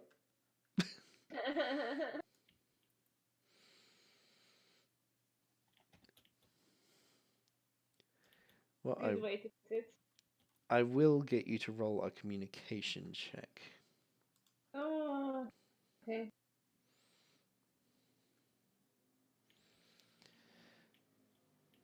While that's going on, the cannons have been thoroughly secured and cleaned, and it's kind of gotten to the point where you're pretty much just pretending to buff one of the cannons now, Silas. Nice. And It'll be the Alara, shiniest. Alara comes and leans on the railing next to you and smirks at you polishing the cannon. And then gives you a raised eyebrow. So I heard you delivered a present to the captain last night. Some of the crew. I just happened to be in the wrong room at. He says with a smirk. She laughs and goes, "I believe you." But yeah, it was a man with a broken leg. She blinks and goes, "And how did he get a broken leg?" That actually was not my fault. Yeah, well... The bar exploded. She goes to speak, stops. Goes to speak again, stops, and goes, "You know what? I actually don't want to know the story behind that." Good, because I don't fully remember. There was a lot of alcohol involved. I'd say, especially if you manage to level a tavern.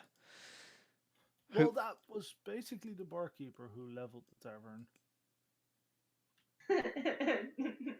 we had no hand. It mostly was the barkeeper with that hand. She blinks and goes, "You really know how to find the friendliest people in town, don't you?" Yes, I really do. I mean, how else would I have met you? He gives a sly wink and then continues with like his task. She seems impressed by that. And she smiles and goes, That flattery will get you somewhere, especially since I appear to be assisting as one of your medical officers for at least the duration of the near Huh. future.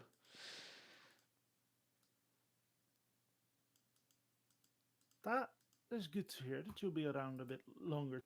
Well, help make sure that the crew survives. Well, considering what you and your friends have been up to in the last couple of days, I think you're going to need it. And it suits me well enough to be travelling with you.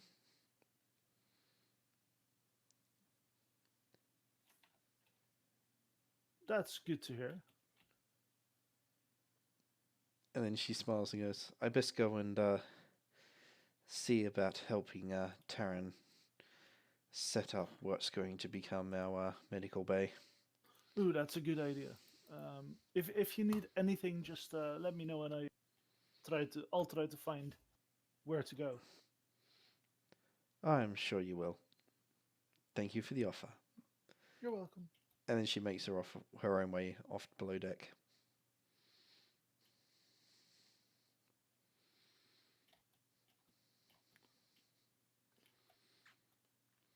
I give it a little wave. She blows a kiss on the way down. Ooh. There is a chorus of oohs from some of the crew.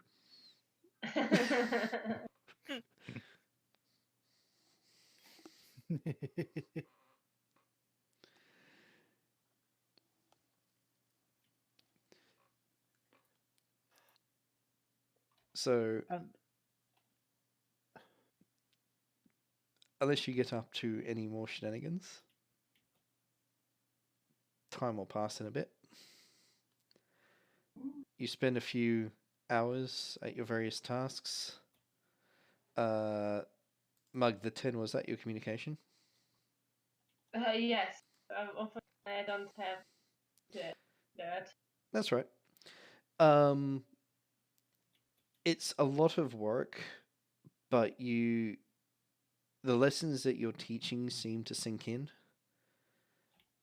and you definitely see improvement by the end of the night, or more to the point, the end of the afternoon, when the crew send a swap over and begin work or swap jobs.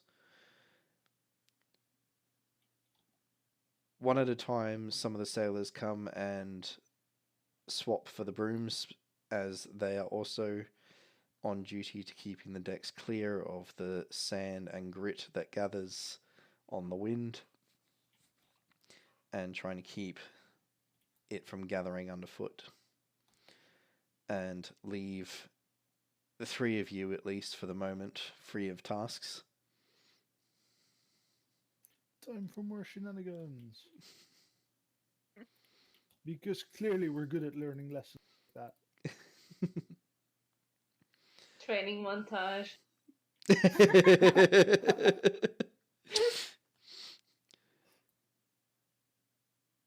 I've now got the Oh, mental image come of on like now. Mug like humming "Let's get down to business." Yes.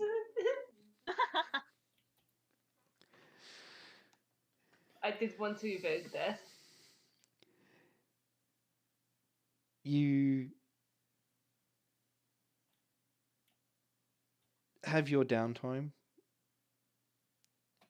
and eventually dinner and the final meals of the day are served,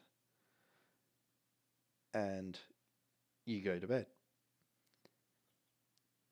This repeats a few times over the next few days, and the ship falls into a routine.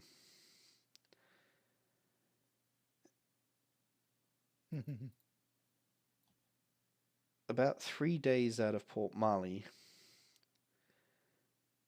one of the lookouts shouts out that there is a ship off to starboard.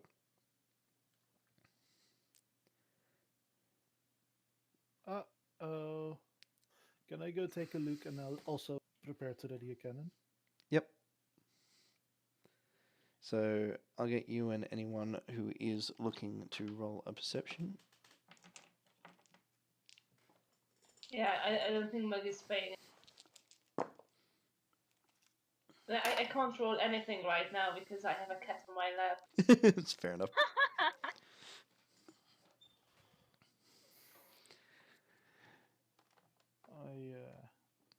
I rolled 5, a 4, and a 4, and it was perception, right? Mm-hmm. Seeing if you got it. Plus 3 is a high number.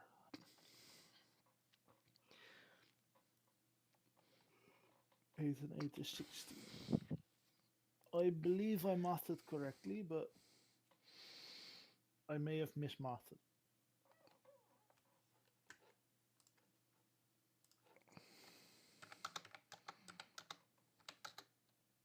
That's right. Yay. So, Mug, you don't see anything really important. You're not paying much attention to anyone else. You've just resumed training some of the crew. This time you're actually training them in actual weapons. Some of them, from the very first glance, have never held a sharp item in their life. Oh dear. Yeah, let's get down. Let's get down to business to defeat Shayak. Wisp, you spot the ship easily enough, and you can see that it's a little bit smaller than yours and wider. It doesn't appear to be a military ship. Silas, you see the ship as well, and taking stock of it, you can see that it's a single balloon ship, slightly smaller, wider, doesn't appear to be very heavily armed at all. And there's no one on deck. Guys? Huh? Where's the crew? The crew of what? That ship. Oh, there was a ship there. Well, look, there. Oh, Vicious. maybe they're all sleeping. Wisp, as Silas points that out, you also start to realize that there is no movement on deck at all. Where the fuck is all the... They could be having a fight under the deck. All of them? Yeah, like one of the cage fights. It must be really intense. I want to go. Should we go? It's a ghost ship. Let's see if there's any... can I look around to see if there's any...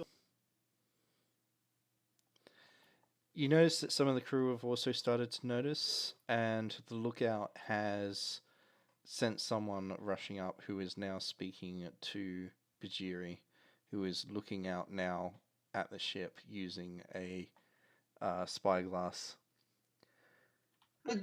Ghosts don't actually exist. It's just people who are a bit anemic. Again, sorry? Ghosts don't actually exist. Just people who are a bit anemic are called ghosts. Huh. Yeah. Whatever you say. tell me more. Ship with no crew managed to sail itself then, if they're not ghosts. Maybe we should try and find them. The sailor... They're all just having a good fight under the deck. That must be. Silas, the crew member that was speaking to Bhajiri a moment before, approaches you and then says, "The captain wants the cannons readied, but he doesn't expect us to need them." Ready the cannons, guys. I shout out as well to get the entire crew or the entire cannon crew to set up for the fight. For a fight, basically. Yep, the crew that normally man the cannons rush to their stations, and the cannons are pulled back, loaded with gunpowder and shot, and then rammed back into position.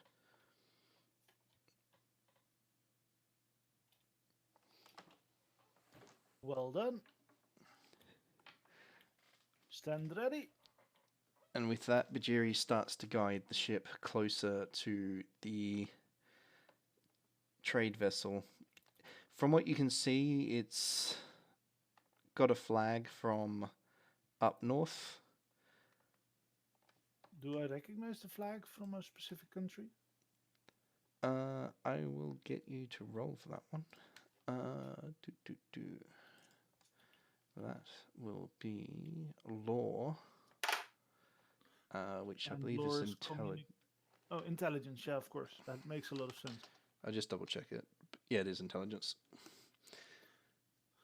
6, 3, and 3 makes 12, and then I add my intelligence. 15. 15? Yeah. Right, yeah. So it takes you a little bit, but you realize that it is indeed a northern ship, and that it is, although it's the make of it isn't one that you would really associate with that country, it is flying the flag of Ginnereth. This may be a captured ship.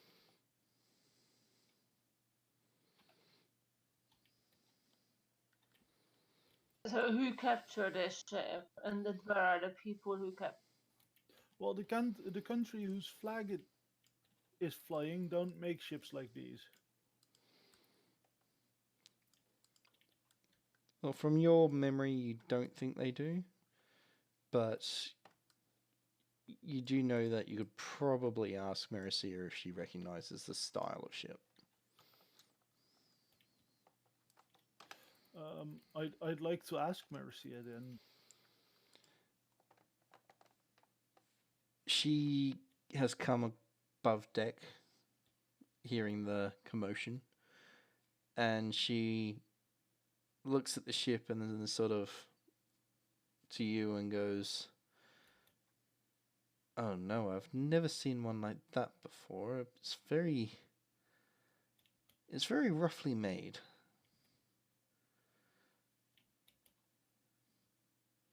Yeah. As you get closer and closer, you can see what she means by that, and that the ship,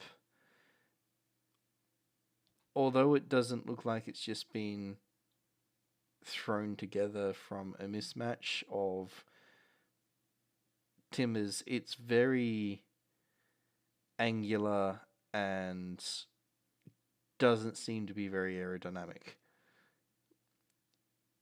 It's not fast, it's wide, and for lack of a better description, it appears almost clunky in design.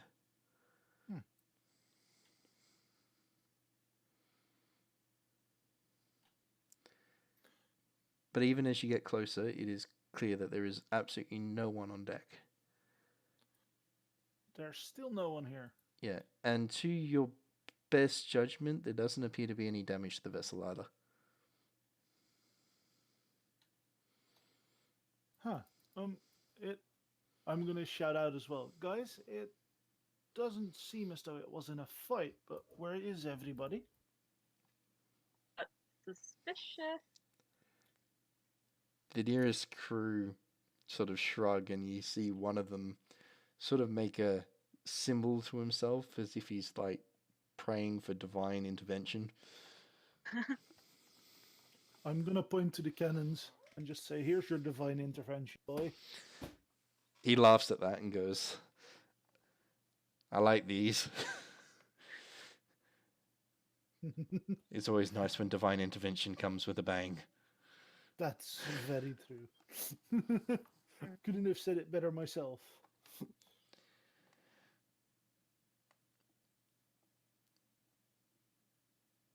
And with that, I'm gonna look at the ship again. And I'm gonna. How close are we to the ship? You're, by this stage, only about 200 or 300 meters from the ship. Nice. Bhajiri has brought the ship in so that it's matching speed and is alongside. He's studied it again, and then a runner comes down from where he is to pass the message along the crew, and the message as it comes to you is prepare a boarding party. I'm gonna immediately Yes. head to the boarding party as well. A small group of sailors has already gathered. Mug is going. Wait, Wish. I'll follow suit because I want to see if there are ghosts. We will kill the ghost. Ghosts! Alara has also joined, and seeing you approach, Silas goes, I'm glad I'm coming, at least keeps you guys out of trouble.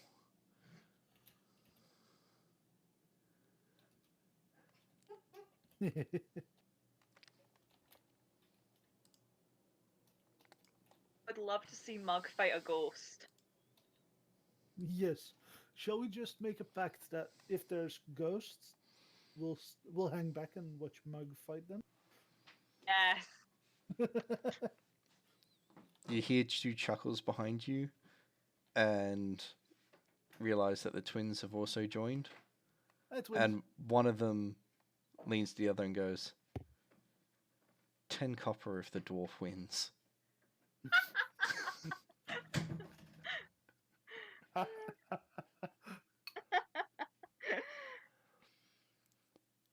To be fair, I think his fists are about as effective as my pistol. So, yeah. He just winks at you and goes, safest 10 copper there is then. And with that, Bhajiri brings the ship as close as possible without ramming into the other one. Ropes are thrown across and the two ships are drawn together. Can I swing across before the ships actually reach the point of like hitting each other? You Or being can do. that close together? Do a dex. I'd like to do it with a pistol drawn, by the way. Go for it. Just because that looks epic.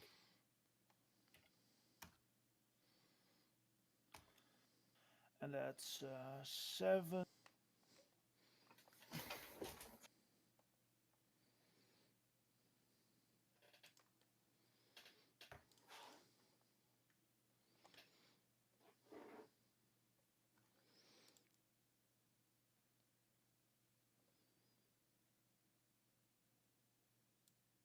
Was that the 17 or? Oh yeah, sorry, 17. That's right. Rightio. So as the ships slowly get drawn together, Silas doesn't wait, grabs a rope that's hanging from the balloon and rushes across the deck, launching himself up and over the railing and throws himself onto the deck of the other ship, pistol drawn, and lands dramatically.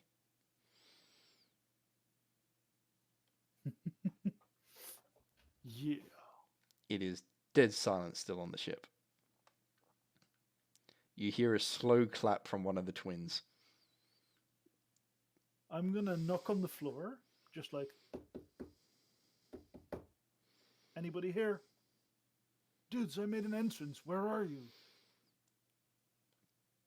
DC! Looking around the deck, it seems like a well-kept ship. There is, however, a layer of sand and dust across the surface. Not a lot. Based on what you've had to sweep away or pretend to sweep away, you reckon it would be only a couple of days worth at worst.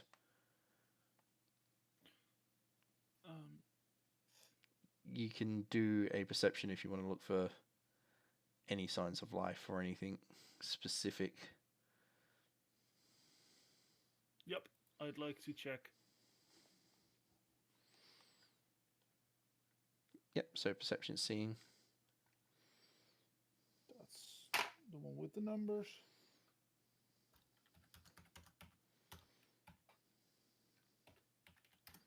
$15. You don't see anything specifically out of ordinary on the ship. There is definitely no signs of combat. There is no signs of struggle or damage. The thing that takes a little while, but eventually it starts nagging until you realize, even as the others now board the ship, there are no footprints in the sand.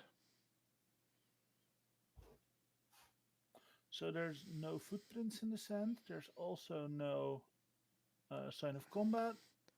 Yep, the sand and dust that are across the deck is untouched. Shit, didn't they feel good, Mr. Stark? They are the dust. Ship, I'm telling you. I'd like to look for a door or something, or a hatch that goes down. Yep. It takes you a little while, as the thin layer of sand and dust has actually disguised it somewhat, slipping into the cracks and making it seem like just the rest of the deck. But you do find the hatch down below.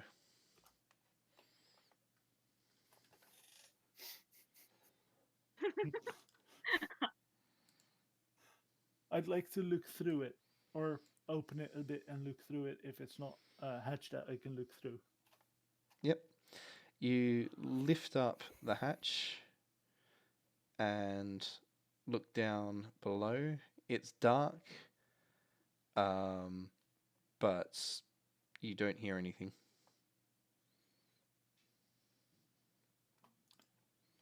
There's nobody here. Come on.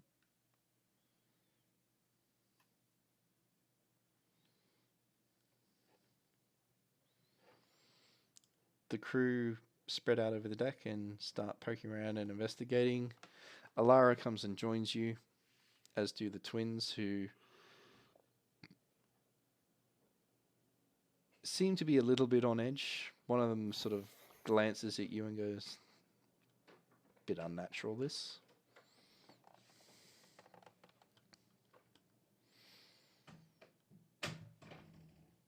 A little bit, but then again, wouldn't be the first thing we've seen that's weird. I mean, that barman blew up his own bar. That he did, but I think he had a bit of help. Okay, but there's also zombies and an explosive crystal, and let's just kill whatever is being angry at us. That's if there's And, anything to be angry at. I pull out my pistol. I aim down the hatch, completely open the hatch, and just jump through.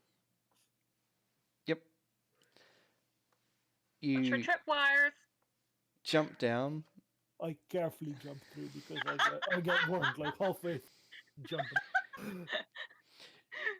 You jump, hear the message from Wisp, completely tense up in a panic for a second, and realize that you've already committed, and you land. It is still silent down there. It is dark. The other end of the passage is actually quite hard to see. There's lanterns along the walls, but they're unlit.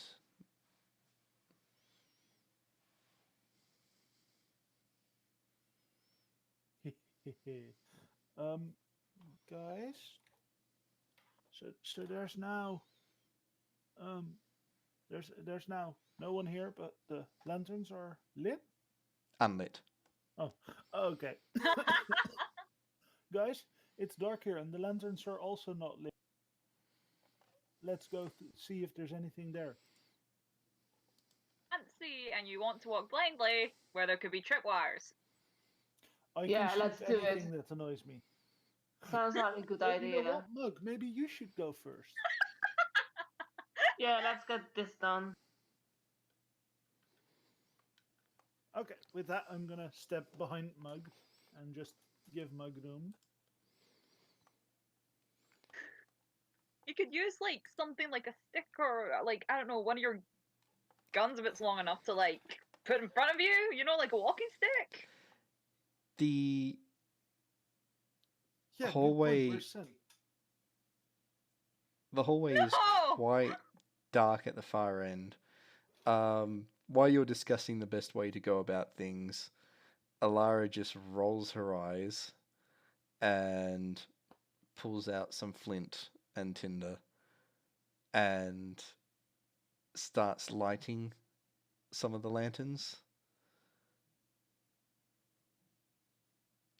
Well, Lara. She just shrugs and goes, well, it's not like anyone's going to complain about us turning the lights on, will they? They might. Photosynthesis. Well, if they have any issues, they can talk to our officer in charge of complaints. And she just points at Mug. Anyone has issues, I will sort them out. Wait, so you're saying basically customer support for our ship? That works well. I have a communication modifier of 0. Hey, we didn't talk about communicating. We talked about dealing with getting complaints. If you murder the one complaining, Exactly. there's no complaint. So Alara slowly works her way up towards the other end of the passageway. My pistols are trailed both to the left and right, like 2 of them. And she stops at each lantern and lights it. And then glances around when she gets to the end and then returns. And she Do we points. see any doors? Yep. Oh, she points. Yeah, she points at the doors along the either end of the corridor and says, there's only the 4 of these ones and the one at the end. Doesn't look like there's many rooms below deck here.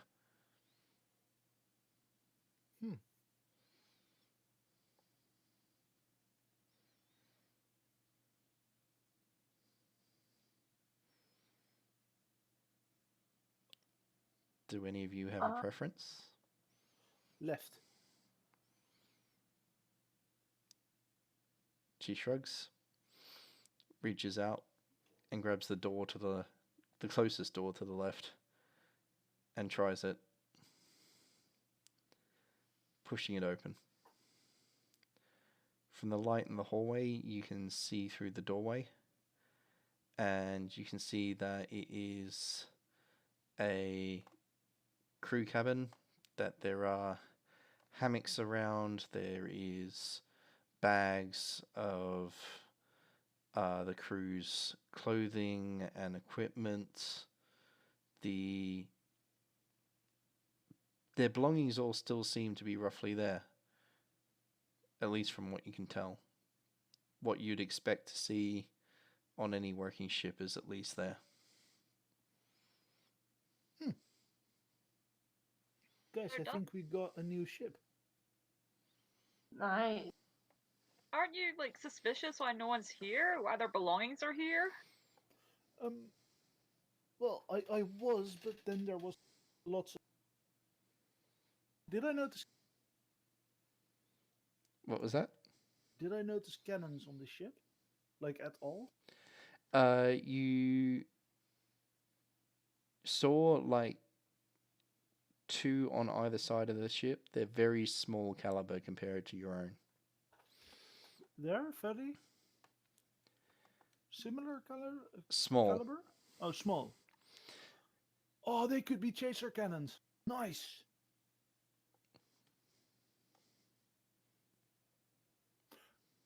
Are they on the deck or are they below decks? They were on the deck above you. Oh, good, good. That makes it easier to take them. I'd like to, well, this room, what was in this room? Sorry, my brain just went all over the place because I'm tired. That's right. We won't go for too much longer. Yeah, sorry, I think I'm falling asleep. So it was a crew cabin. So there was the belongings of crew, a couple of bunks and hammocks. You guess that there was probably enough room in there for about, at most, 10 crew. Maybe find the captain's quarters. Might be more clues in there. That's a good Yeah. idea. It might have someone with a brook. And Yeah. also the lowest floor, That. because there might be a summoning circle there, and then that means that there's demons. Oh, so not ghosts, but demons! Yay! Yeah, for variation. I'd want to see Mug fight one. Mhm. Well, if we find one first.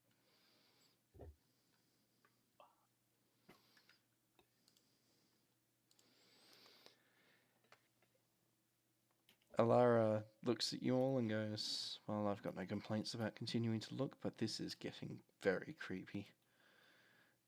And with that, she walks out of the room and tries the door on the opposite side.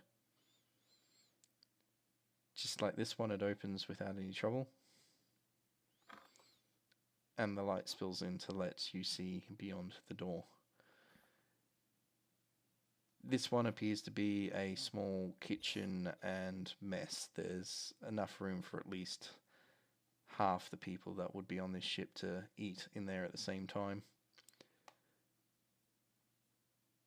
Looking in there, it's like the rest of the ship. Almost as if the people just upped and left. There is plates, some of them half eaten. There is food that looks like it's been half prepared, but there's still no signs of fighting or anything being out of order. It's just been left. Moldy-ish or still kind of freshish? You get a bit of a whiff of it from the doorway. It's food that's been out on a bench in reasonable temperatures for at least a couple of days. Right.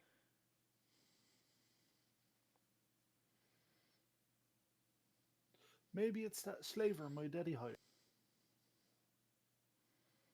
Just abandon a ship, no damage. Untouched. Well, maybe they got a bigger ship. And just again abandon this untouched. Like, would you leave your meal? I don't know if there's something exciting like a ship with more cannons. Your belongings? What, my pistols? If I get better pistols. A very unique case.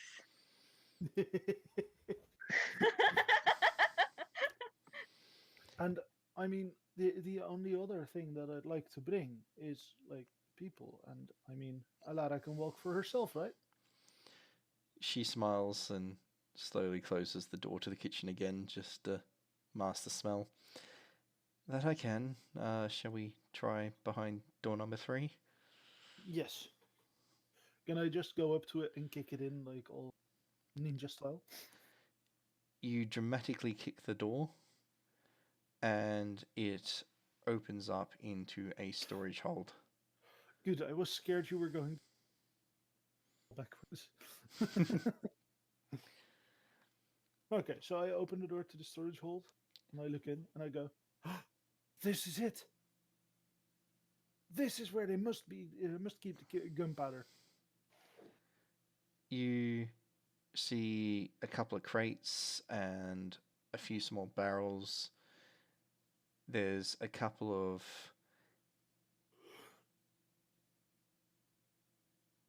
two or 3 kilo, like, tiny kegs that look like they might be alcohol. And you see a small amount of gunpowder and shot for the cannons that were on deck. In amongst it all, there is also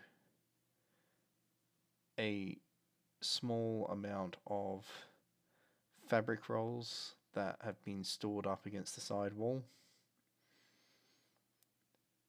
and some painted pots that kind of look like ornate china.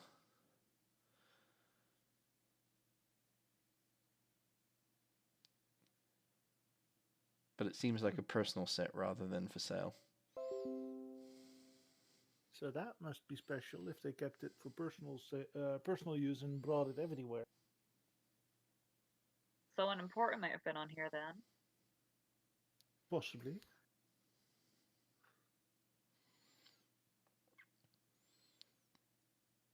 Alara looks at it and raises an eyebrow. What's wrong? Well, your friend isn't too wrong. That looks like, and she glances around the rest of the hold. This looks like the personal collection of someone with a bit of money. So it's worthwhile to bring it. Well, there's some value to that, yes, if you can find a buyer. To be honest, nearly anything in here is worth of anything to someone. But my concern is why it's still here. Well, because they forgot it, of course. She points at the china set and goes, each one of those plates is potentially worth about 100 silvers each. It's someone rich who forgot it. Or they forgot it because there was a bigger ship of gold. That doesn't happen in real life. And we can probably rule out thieves or raiders because they wouldn't have left it behind either. Not unless they were complete idiots. Maybe they just had to leave it. I would suggest we keep looking. This is getting a little concerning.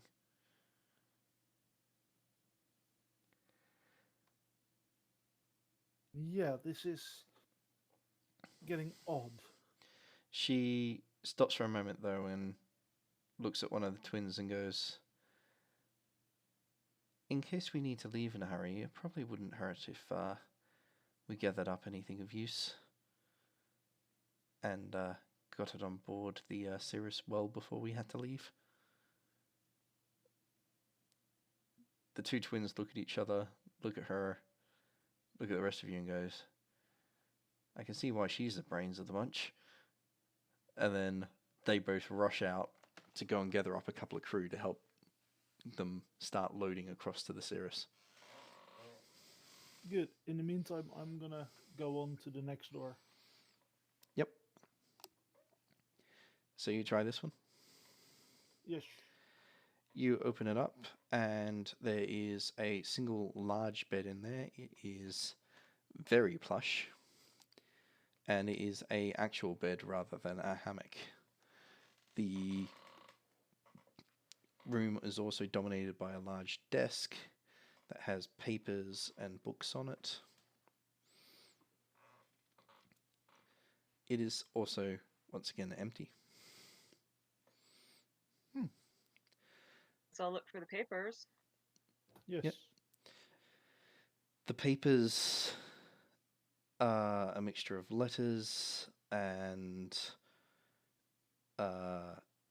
documents itemizing food and cargo and pays. It doesn't take you very long to then also find a journal that is the ship's journal and seems to have all the information of the running of the ship. Underneath the notes in there is a running journal of what appears to be the captain of the vessel. Most of the notes are just regular day-to-day running or observations, but they do mention another book that is in the cabin. It doesn't take you too much longer to open a couple of drawers and find the one that's referring to. This is a more personal diary. would have been the last entry in that journal, though, just before we get to the other one? The last entry in the journal, or the ship's log, is just a regular running of the ship. It mentions that the weather is clear, that the crew is in good spirits, that the supplies have kept well, and that they have plenty of supplies left for the rest of their journey. Okay. It does mention a destination in that the ship was headed towards Port Lilith. Okay. And it does mention that the person who was intending to go there, and that whose ship this appears to belong to, was a diplomat from Ginnereth. Mm-hmm. So it's actually a diplomat ship.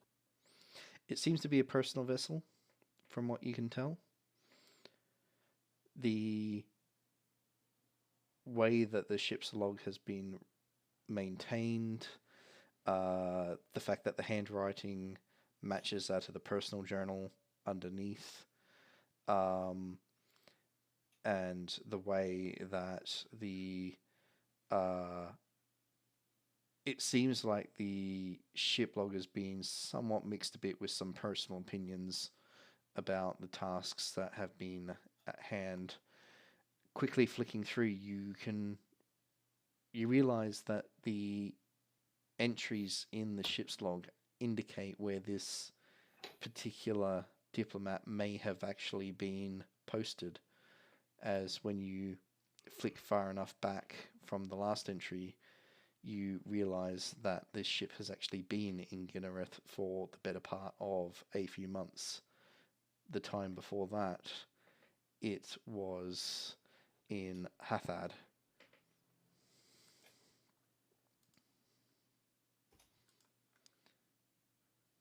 So it's a ship from there, either Hafard or Ginnereth, and it's sailing the flag of Ginnereth.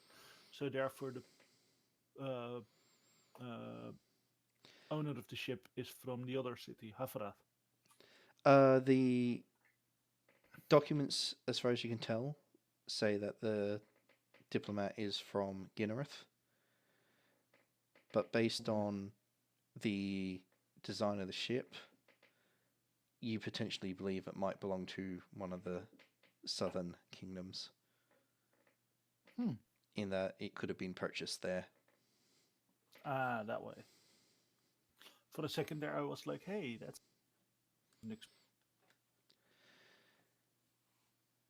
The documents that you found haven't indicated any important cargo of notes or any other passengers. It seems that it was largely the diplomat, his family, and the crew.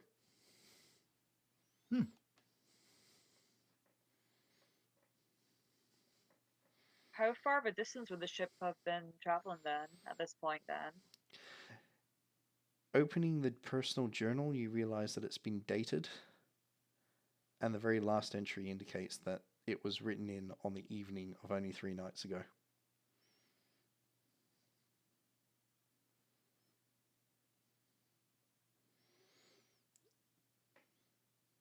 Any possible stops they could have made between, like, those days? Like, They forgot to put it on the parking brakes. you never know. I'm just covering all bases here. The closest port you're aware of is Port Marley itself, and it, in a pinch, at full steam, it would be 3 days for the Cirrus, as that's how long it's taken you to get this far. You're fairly certain that the Cirrus is much faster than the ship that you're standing on. Probably just coincidence. They must have. It could be that because they were on a boat, they thought of going for a swim, and they after realized that it was an airship.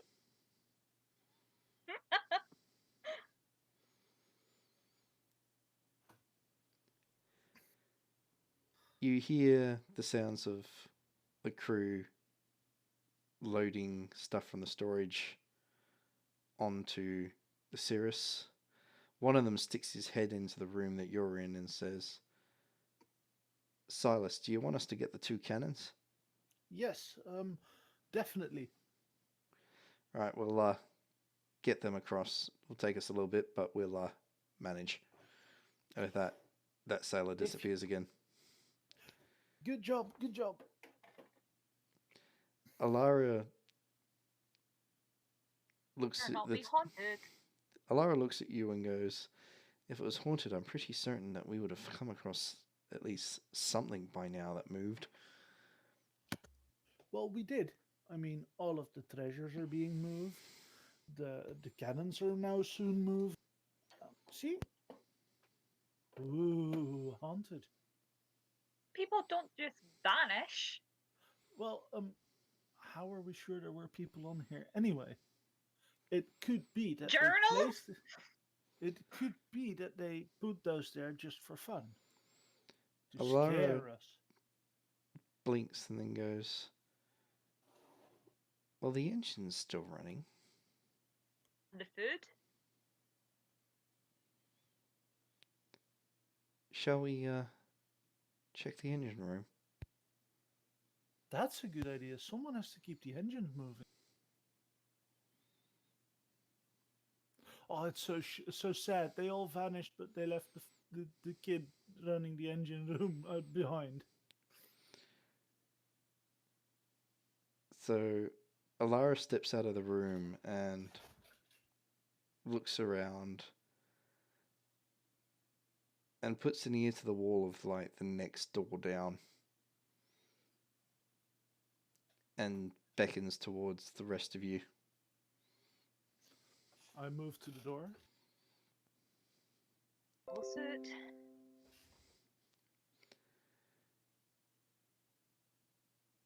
She looks at you, Silas, and the others and goes, are you ready? Yeah. So will ever be. She throws the door open and steps back herself. And then you hear her gag as the smell comes out of the room and washes across all of you. And I'll get a constitution save from everyone. Joy. 6, 5, and 2 plus score. Ooh. I had a very nice roll. Mug is going to.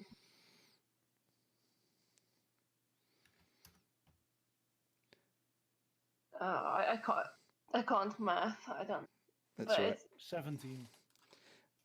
That's right. We will be stopping as soon as I describe what happened. It's going to be disgusting. It says. Right, yeah. So Silas and Mug. The smell is bad. Mug, it reminds you of the fighting pits. It is a very gory and thick smell. It is rank in your nostrils, but you've lived through this. It's nothing you haven't dealt with before. Is it decomposing bodies? Silas, you nearly gag, but you've got it under control, and the fact that you've got your you mean scarf wrapped around your face sort of takes the bite out of it. Hmm? Wisp, you have a coughing fit. Ah. What my God. all the engine is covered in the bodies of the crew and the people who were on the ship. Not necessarily in the order that the bodies would normally be assembled in.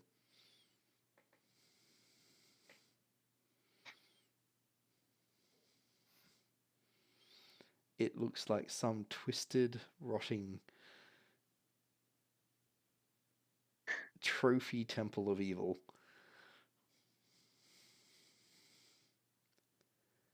Well, this is not nice. Oh, is the engine still running? Underneath it all, the engine itself is glowing. Something supernatural is happening. You people go deal with it. Yeah, a mug can't.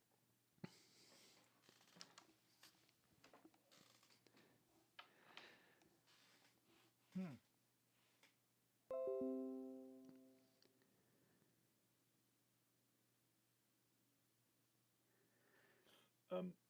I'm gonna like look at the pile of bodies, and I'm gonna look around to see if I see anything peculiar about them. Like, do they all have the same wounds or anything? All dead? They've basically been disassembled and reassembled into one giant gory pattern across the entire wall of the room. Is this like a Oh. Uh-huh. I human think centipede? I think I have a solid plan for this ship. Burn it. Yes. As you Maybe we say could that, clean it. every single eye on the various heads opens no. at the same time and locks on you. Hi. And we will end it there. Well, it's fight time. It's shift fight time. I'm gonna have nightmares about that. So, just to be clear, because well, my sleepy mind doesn't really work 100% anymore.